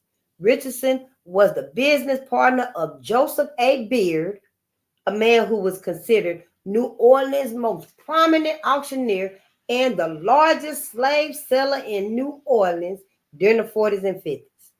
Upon seeing an enslaved woman named Amy standing on the auction block, Keller decided to place a bid. She continued to raise her offer until the auction closed, and she was the last and highest bidder. She took Amy home for $530.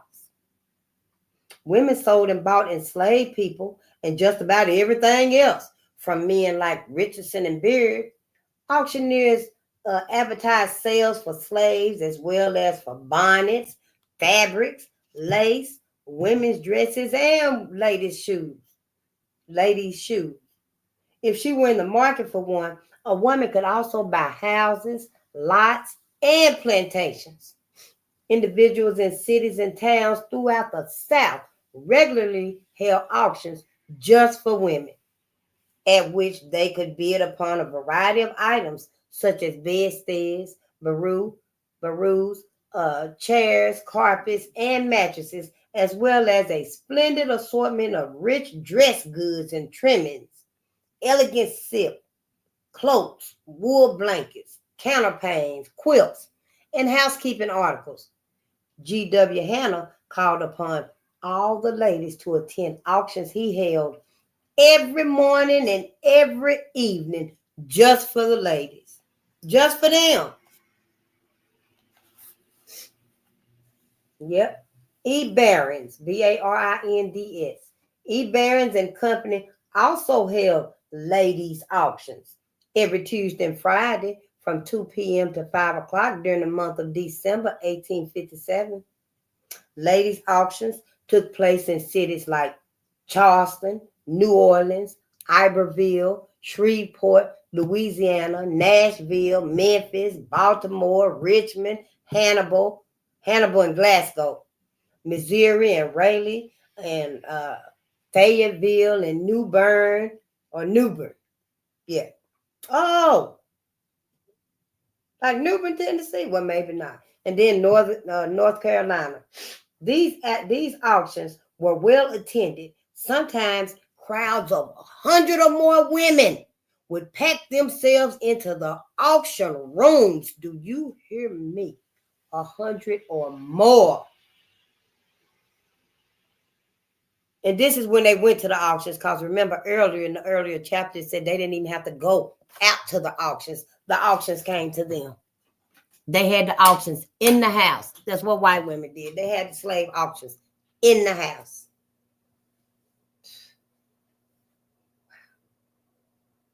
100 women, white women. It became so crowded at one of these venues that women had to stand on chairs to view the items put up for bid. The same men who held ladies' auctions also served as auctioneers for the sale of real estate, slaves, successions, and outdoor business generally. They often announced their ladies' auctions and the sales of enslaved people in newspaper advertisements that appeared like side by side. Rapidly, Bennett and Company, for example, promoted auction of a mulatto wench with her child, as well as her 8-year-old brother, directly above a notice expressing their intention of having a ladies' auction the next day. Similarly, A.S. Levy, Levy, advertised the sale of a Negro boy who appeared to be 22 years of age directly above his ad for a ladies' auction he planned to hold the following Monday. And see, this how they was. When they said you would see them, that right there is two ads. There's one at the top. There's one at the top right there. And then there's the other ad at the bottom right there. Yeah, just business as usual. Yep. Negro Boy at Auction by A.S. Levy and Company. And then the other one was a ladies auction. Fancy Dry Goods by A.S. Levy and Company. These folks are really something else, huh? Oh, wow. We on page 142. Whoa, all right. Ladies auctions. Ladies auctions taught women all they needed to know about bidding at auctions where enslaved people were the goods being sold. The auctioneers who orchestrated these events probably used the same chance they employed to auction off enslaved people and allow winning bidders to pay for their items with cash or on credit if the purchase prices exceeded a certain amount. Although auctioneers did not sell enslaved people at ladies' auctions, their effective and voracious advertising ensured that women would know where to find such auctions if they did want to buy them. When women sold slaves in public markets, they sometimes did so because of familial responsibilities. Yet, even under the pretext of resolving family business, some women sold enslaved people for more selfish reasons now. Charity A. Ramsey was acting as her husband's estate administrator when on the first Tuesday in June 1857, she organized a sale in Campbell County, Georgia, at which she sold a 7-year-old enslaved girl named Martha to Zadok Blaylock, Zadock Blallock. Blaylock soon discovered that Martha was afflicted with a running off of the bowels. That's what it say. A malady that local residents attributed to her tendency to eat dirt. At least 2 physicians claimed that she suffered from typhoid pneumonia, and typhoid fever. Whatever her affliction, Martha eventually died from it.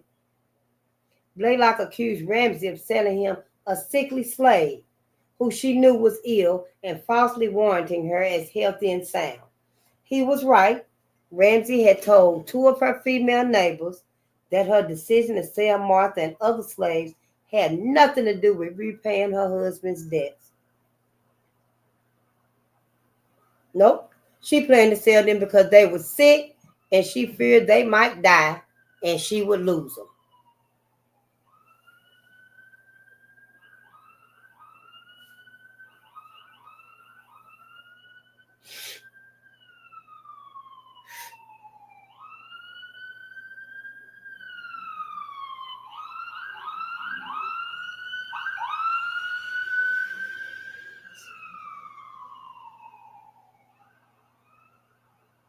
And she felt that she would lose them. Ramsey decided to sell these enslaved people because she did not want to lose their value. Women also sold enslaved people because they were too old, because they were male instead of female, or because they found their temperaments disagreeable. Women like George White's mistress sold enslaved people so they could buy dresses with the proceeds. White recalled that his mistress was a dressing woman, and her penchant for the latest fashion often led her to the slave market. He said that whenever she wanted a dress, she would sell a slave. The desires that could be fulfilled through the slave market seemingly had no end, and whether a woman wanted servants who were younger, of a different sex, or better behaved, or even a new dress, the slave market helped satisfy her needs. Frequently, though, women unburdened themselves of laborers they deemed unworthy of their continued investment. And in most cases, they did not care about the lasting consequences such decisions had upon enslaved people's lives. Sometimes, in fact, Such traumas were part of their decisions. Leah Woods decided to sell her slave precisely because she knew that doing so would remove him from all he knew and loved. Woods considered to have Woods considered her slave Buck, who was young and very likely, and was at that time worth $12 or $1,500. So insolent and highly provoking that she determined as a punishment to send him out of the state, far off from his kindred and those with whom he was familiar.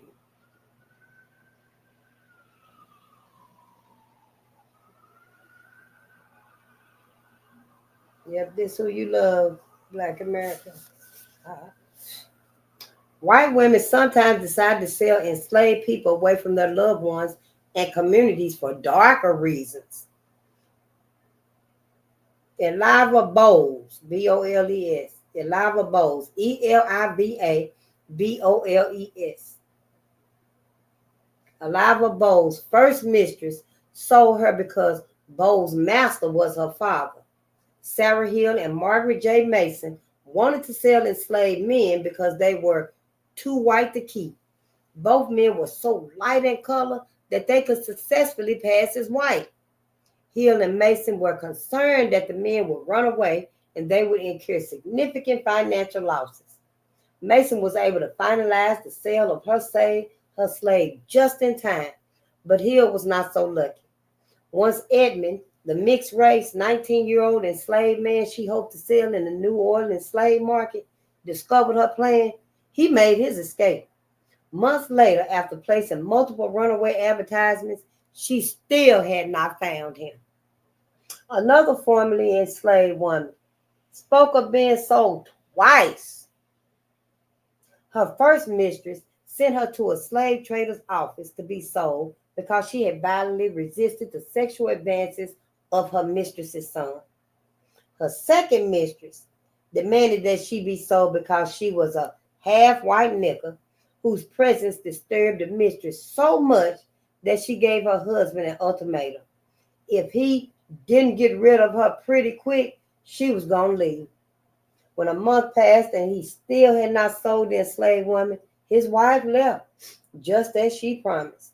The husband took the enslaved woman back to the same slave trader he had bought her from. These white women did not sell enslaved people out of necessity. They got rid of them because of shame, jealousy, and anger. On rare occasions, women sold slaves because it was a lucrative business. At the close of the American Revolution, Anne Robertson engaged in activities that could undoubtedly be characterized as slave trading. She attended slave auctions, sought out sickly slaves, and purchased them. She nursed them back to health and then sold them for a profit.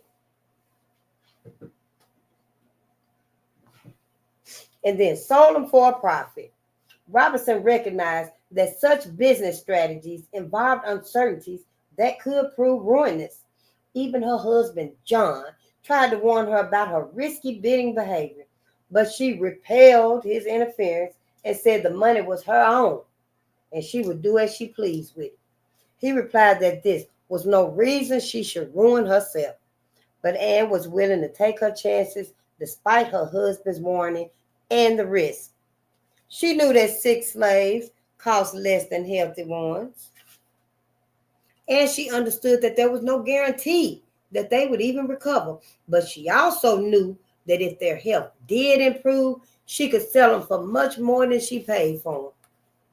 The kind of speculation that Anne Robertson engaged in required a sophisticated understanding of the vagaries of the slave market, a willingness to gamble on the physical uncertainties inherent in the bodies she exposed for sale, and an acceptance on the part of prospective buyers that they could trust the person presenting these bodies to them for purchase. Her gambles paid off. Through her slave trading and other commercial endeavors, Robertson amassed considerable wealth and a substantial amount of property in her own name. At the time of her death, she possessed an estate worth more than 1,500 pounds. 27 enslaved men, women, and children were listed among her most valuable possessions. Some white women partnered with others to trade in slaves for profit. One such woman was a widow named Mathilda Bushy. Because she didn't keep a diary or write letters, much of her life remains cloaked in silence. But notarial and court records, lay bare her extensive investments in the New Orleans slave market, as well as her relationship to Bernard Kendig, Kendig, one of the wealthiest and most infamous slave traders in the city. When Bushy decided to sell 7 of her slaves, she hired Kendig to handle the sale, and it became one of the many that he transacted for her during his lucrative career. For 2 years, Kendig acted as Bushy's agent and attorney, in fact, and he bought and sold numerous slaves for her in this capacity. One historian has claimed that Bushy was merely an underwriter for Kendig's trade, and that the slaves he bought and sold may not have even been hers. Court testimony from an 1858 case filed against Kendig would seem to support this conclusion. N. Folger and J. Folger sued Kendig for payment of a debt he owed them. Kendig refused to pay the debt because he claimed that he was insolvent and could not jeopardize his livelihood and his family's well-being. The Folgers contested his claim, asserting that he possessed considerable wealth. Their legal counsel called upon Kendig's former business partner and fellow slave trader, James W. Bozeman, to support their assertions. Bozeman testified that Kendig conducted business in Mathilda Bushy's name in order to avoid paying his creditors. He also claimed that she had nothing to do with their slave trading business because he himself had never seen her or did not personally know her. Bozeman, however, did not tell the court the whole story. The Folgers' 1858 case and other suits that preceded it revealed that Bushy and Kendig were more than business associates. Moreover, these legal records show that she was more intricately involved in Kendig and Bozeman's slave dealing business than the latter wanted the court to believe.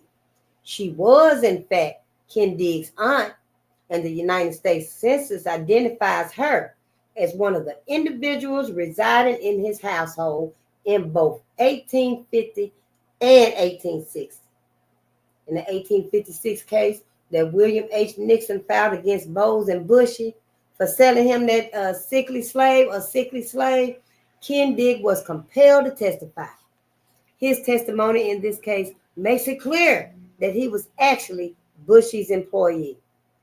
When Nixon's counsel asked Kendig whether he had a personal stake in the outcome of the case, he claimed that he had no interest in the final judgment and qualified his financial disinterest by explaining his business relationship with Bushy.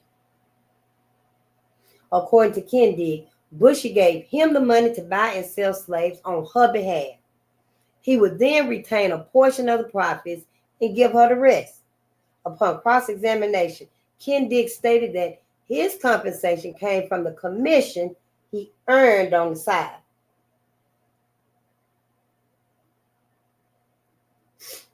The suit also contradicts the allegations Bozeman put forth in his discrediting testimony in Folger versus Kendig. In the Nixon case, Bozeman and Bushy were named as co-defendants, and the court records reveal that the two were partners in trade and buying and selling slaves.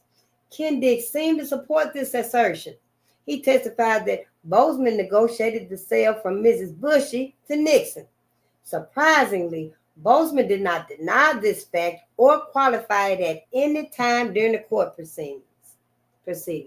In fact, the lawyers who represented Bozeman against Nixon also represented Mathilda Bushy in this case, and they confirmed the partnership between her and Bowes in their answer to Nixon's charge.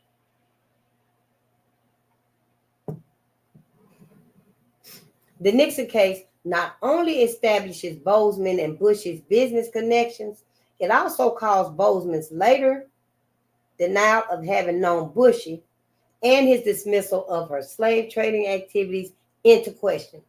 Furthermore, one witness testified that Bozeman acted as Bushy's agent in the slave sale that lay at the heart of the legal suit. Bozeman testified in this case as well and claimed to have bid off the Negro Willis for Bushy and that Willis was bought to be resold. Buying slaves at the behest of a business partner with the express intention of reselling those slaves for profit qualifies by any measure as speculation or trading in slaves. Kendig made his aunt's economic investment in the New Orleans slave market abundantly clear when he was again called to testify in a suit that Edward Moore filed against her in 1857. He told the court that before buying and selling slaves for Bushy, he was a drayman and had much of his money invested in his drays and mules. Then he became interested in doing business with her, and she gave him the authority to use her money to buy groups of slaves and resell them on her behalf. As part of their agreement, Bushy allowed Kendig to retain half of the profits he earned when he sold the slaves, and he deposited her half in the bank. Kendig's testimony also suggests that she was not new to the trade in human flesh. She was already profiting from the slave trade before he even decided to take his chances on slave speculation. In fact, she had been buying and selling slaves without the aid of a proxy for years before Kendig even became her agent and business partner. Bushy also appears in numerous court cases in which purchasers sued her ass for selling them diseased or otherwise faulty slaves. She also owned a slave yard. Bernard Kendig is well known to historians because he purchased enslaved people who were allegedly unsound in some way and knowingly resold them as healthy and sound, a shady practice that earned him a nasty reputation among fellow slave traders. Matilda Bushy's court records show that she too engaged in this practice. Was Kendig the mastermind behind this underhanded strategy to maximize profits in the slave market? Or did he learn this from his aunt Matilda? Was Matilda Bushy a devoted aunt looking after her nephew's financial interests and well-being? Or was she a woman who sought to engage in and exploit the gains that could be had in the lucrative trade that her nephew practiced? Matilda Bushy did not leave behind her own answers to these questions. But from the records that do exist, it is evident that she operated in many of the same ways as did other individuals engaged in the slave trade. In fact, Kendig and Bushy's partnership virtually mirrored an agreement which Bozeman struck with Elijah Cannon in 1850. Bozeman was to receive 1/3 the proceeds of buying and selling, and Cannon was to furnish the capital.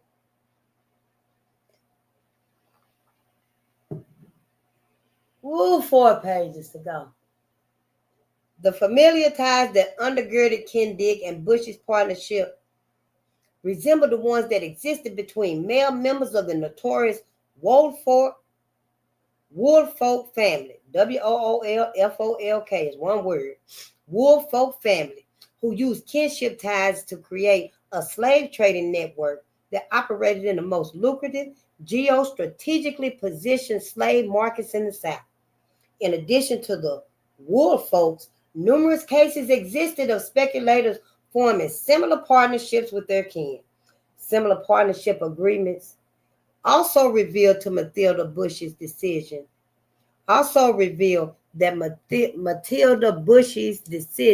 to provide Bernard Kendig and James Bozeman with the funds to purchase slaves and her agreement to let them sell such slaves on her behalf was not unusual either. Everybody was doing it. Individuals like Bush and Kennedy structured their slave trading partnerships in a variety of ways intended to draw on the strengths of each partner and benefit all the parties. When difficulties arose, they modified their arrangements accordingly. The women who bought and sold enslaved people for personal use sold enslaved people on behalf of others, engaged in slave speculation, and they partnered with others to trade in slaves for profit, were not the only women navigating southern slave markets. Slave owning women who set enslaved women to work in their Negro brothels also benefit from their engagement in slave market activities, and their livelihoods brought the markets in slaves and sex together. Some historians have assumed that white men's sexual access to slave women lessened the market for black prostitutes. And other scholars who examine the fancy trade, the sector of the market that catered to white men who sought to purchase sexual slaves and concubines, position them as the only individuals who seized the economic opportunities that such a market presented. But this was not always the case, especially in cities like New Orleans. 19th century New Orleans was one of the most important port cities in the world. It also held the largest slave market in the South, and it had plenty of brothels and prostitutes. Historians have studied the city's slave market and fancy trade, including slave traders' sales of these enslaved women to individuals who operated southern brothels, as well as the relationship between prostitution, city politics, and economic growth. These discussions usually center on the male actors, but even a cursory glance at newspaper reports of arrests for crimes related to prostitution and brothel keeping makes it clear that women constituted the majority of the accused. Now, and stories about white women seem benefited, and stories about white women who benefited from this involvement in the city's markets and slaves and sex offer a dramatically different view of the ways white women exploit enslaved bodies for profit. In what the New Orleans Daily Picayune, Picayune, it's a newspaper. In what the New Orleans Daily Picayune described as a disgusting affair, police arrested 4 light-colored enslaved women on the charge of living in a house of ill fame. They belonged to Matilda Raymond, the housekeeper of the house. According to the Picayune, we'll call it the Picayune. These women were not simply Raymond's domestic servants, they were in her house for the vilest purposes. In other words, to engage in prostitution. Raymond's neighbor, Thomas Lynch, accused her of keeping a disorderly house that was the resort and residence of lewd and abandoned women. He did not, however, mention that some of these so-called lewd and abandoned women were enslaved. Mary Taylor also operated what the local newspaper described as a Negro brothel in New Orleans, and she owned at least 4 women who were employed there. In 1855, 3 of them, Margaret, Patsy, and Josephine, were arrested on the charge of keeping a disorderly brothel, which was probably Taylor's establishment. In 1858, they, along with another of Taylor's slaves named Teresa, and several enslaved people who belonged to local residents, were brought before the court officials for unlawful assembly and harboring runaway slaves in Taylor's brothel. And in 1862, 2 of her female slaves were charged with conspiring with Taylor to rope in and rob a man, probably a client. Taylor and her 2 female slaves were subsequently arrested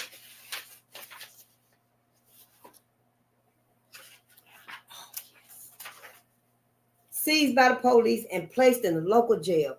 While Taylor was incarcerated, Police officer took her house keys and searched her home for the money that she and her slaves had allegedly stolen. She accused the officers of taking more than $5,000 worth of gold, silver, and cash, a gold watch, a gold chain, a locket, a set of diamonds and other jewelry, and a gold pen with an ivory holder. The stolen money and property would have the purchasing power of more than $160,000 today, part of all of which Taylor undoubtedly earned through the sexual labor of her slaves. It's difficult to say how many brothel-keeping women operated during those years. In the early to mid-19th century South, the courts charged many women with crimes related to prostitution, such as keeping a disorderly house. But prostitution itself was not a crime. Damn. Thus, slave-owning women's sexual exploitation of enslaved women often remains invisible. In addition, the authorities often held slave-owning women's female slaves responsible for crimes such as engaging in such acts. The assistant recorder of the First District of New Orleans, for example, ordered an enslaved woman named Sarah to be whipped for a crime of keeping a house devoted to unlawful purposes, and imposed a $25 fine upon her owner, Mrs. Bonsigner, Bonsigner, Bonsigneur. There's no indication of whether court officials contemplated whether Sarah kept this brothel for or at the behest of Bonsigner, or whether Bonsigner compelled Sarah to engage in the work against her will. When the slave-owning female brothel owners like Matilda Raymond and Mary Taylor purchased enslaved women and compelled them to serve as prostitutes in their establishment, they were acting as slave traders of a different stripe. Yep. Their commerce condemned the enslaved women they owned to sexual violence, and they orchestrated every assault their male customers made upon their female slaves. Acts that moved beyond the typical atrocities of the fancy trade. When white men sold fancy girls to men who sought sexual gratification, they generally profited from these transactions once. But slave-owning female brothel owners sold the most intimate parts of these enslaved women's bodies to their customers over and over again. The money enslaved women earned while enduring these violations was not theirs to keep. By law and by custom, their wages belonged to their female owners. Some historians have argued that enslaved women chose to engage in prostitution because sexual labor paid more than any other kinds of work. Perhaps this was the case for some enslaved women whose owners allowed them to hire themselves out in whatever way yielded the most profit. But the enslaved women with whom white women compelled to engage in prostitution within southern brothels was not afforded the same pseudo autonomy or opportunities to determine what kind of labor they would perform. We almost done, y'all. I know. Yes, I'm trying to get through this so much. Let's just continue on. It is noteworthy that when historians discuss white men's involvement in the fancy trade, they do not frame the sale of enslaved women for the purpose of sexual labor or the men's perpetration of sexual coercion and violence against these women in the same way. Recent studies have focused on slave traders who raped fancy girls before their sale and then passed these women off to business acquaintances so that they could do the same. After they and their friends have raped these enslaved females repeatedly.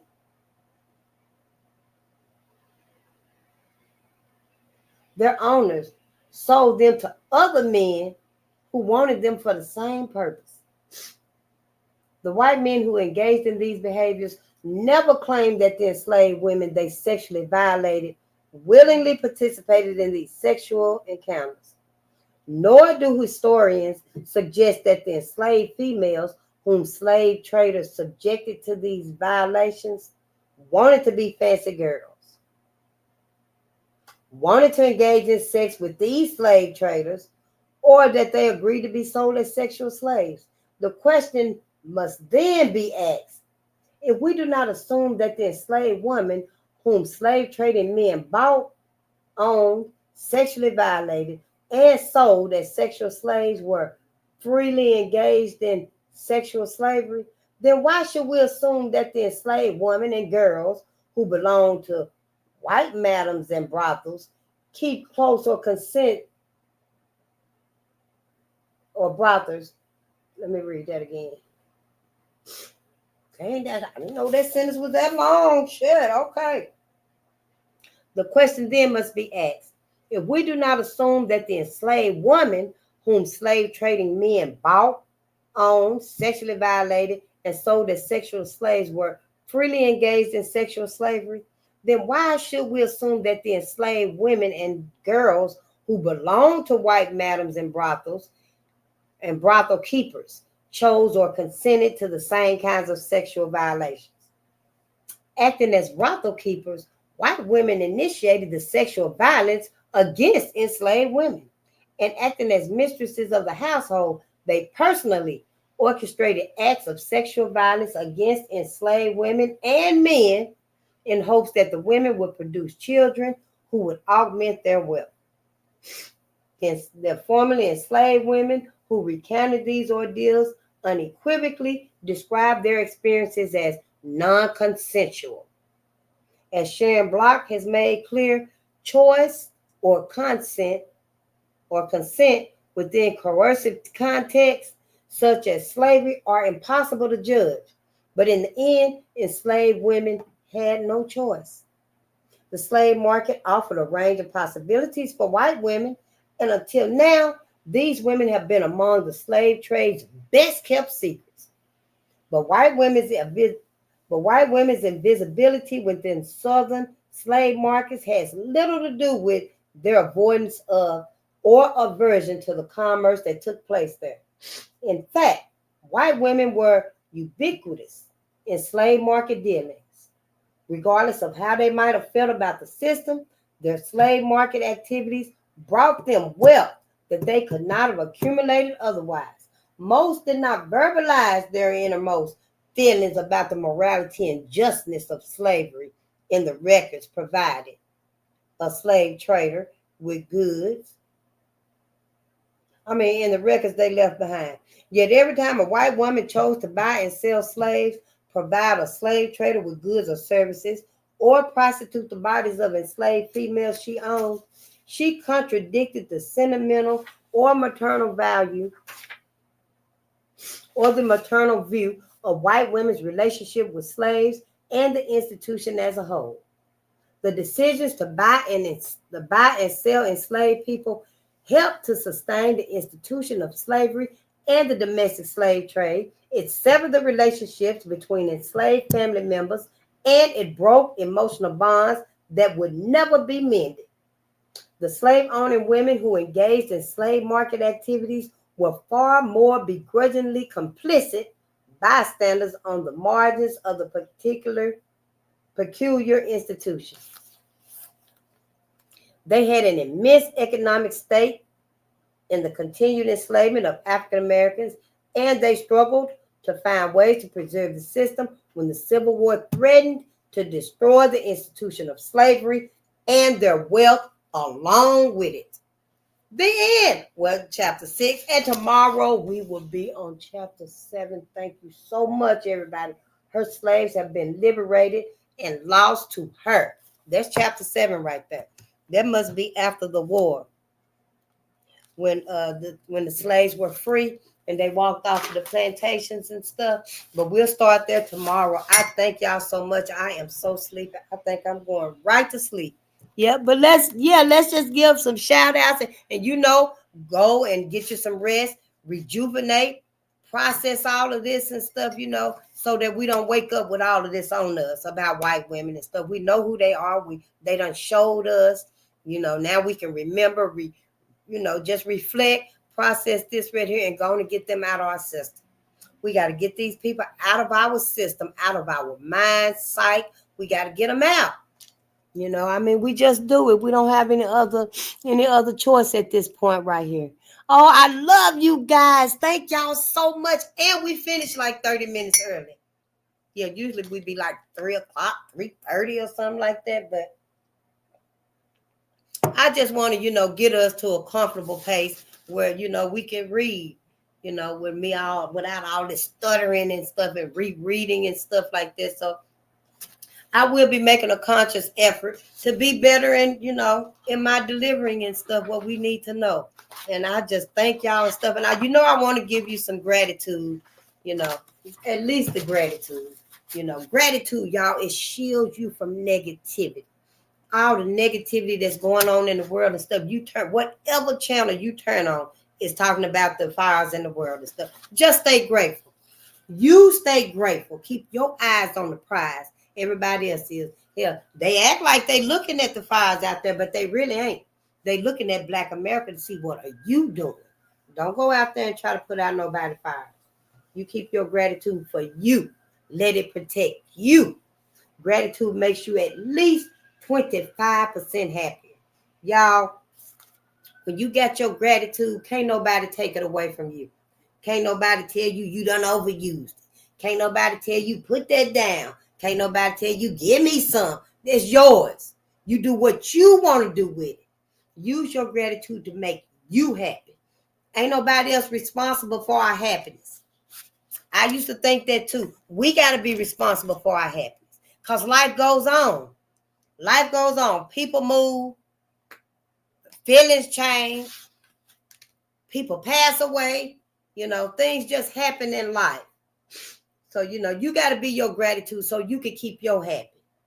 Ain't nobody going to know what's going on, you singing to yourself, you done fell in love, you win the lottery, but it's just your gratitude. Gratitude is going to polish you up. Gratitude rewires your brain. You ain't stuck in that same old rut again because, see, once you get grateful, you get solutions that come to you. You get resources that come to you. Other options that come to you. It's like a download, just like that. Gratitude eliminates stress and it heals you. Gratitude improves your sleep. I'm going to need it tonight. Thank you, ancestors. Gratitude boosts self-esteem and performance. Gratitude enhances the law of attraction. Whatever you're grateful for, y'all, it's going to bring more. It's going to bring more of that to you. Whatever you're grateful for, be sincere in it. Stay on it so you can get the reapness of it. You can get more of that abundance and that prosperity. I'm just saying, gratitude improves your relationships. Yes, we need to be grateful. That is so much more beneficial for us. If all of us was just grateful for something, then that would just open the door up for us to see that, yeah, I did get more. It did bring abundance. But we got to be sincere in it. Like that saying, practice what you preach. Barry White. Same thing. You got to be sincere in it or it ain't going to work. Going to be like riding on a bicycle. When you stop paddling, you're going to fall over. I'm just saying, yeah. Now let's go and get us some sleep. And I know, 30 minutes early, right? Oh, have we? Well, yeah, we usually finish at 3 o'clock. Yeah, that's what I meant. It's so good to see y'all. I am so happy. I'm so proud of y'all. Thank y'all so much because I know it's a lot. And I'm going to get better for us because I want us to, be able to succeed at this. We're doing it everywhere. Black people doing it everywhere. I just want to do my part too. I want to be part of the solution too. And I love y'all and I'll see y'all tomorrow morning. Yeah, we're going to read tomorrow at noontime because, we're trying to finish. We're trying to finish Dr. Claude Anderson's book. We're trying to finish this right here so we can move on to our next reading and stuff. Yeah, I know it takes me a while. So I'm getting more consistent. 12 and 12. That's it. 12 noon and 12 midnight. And I love y'all. And let's go and rejuvenate so we can come back tomorrow and have a wonderful day. My people.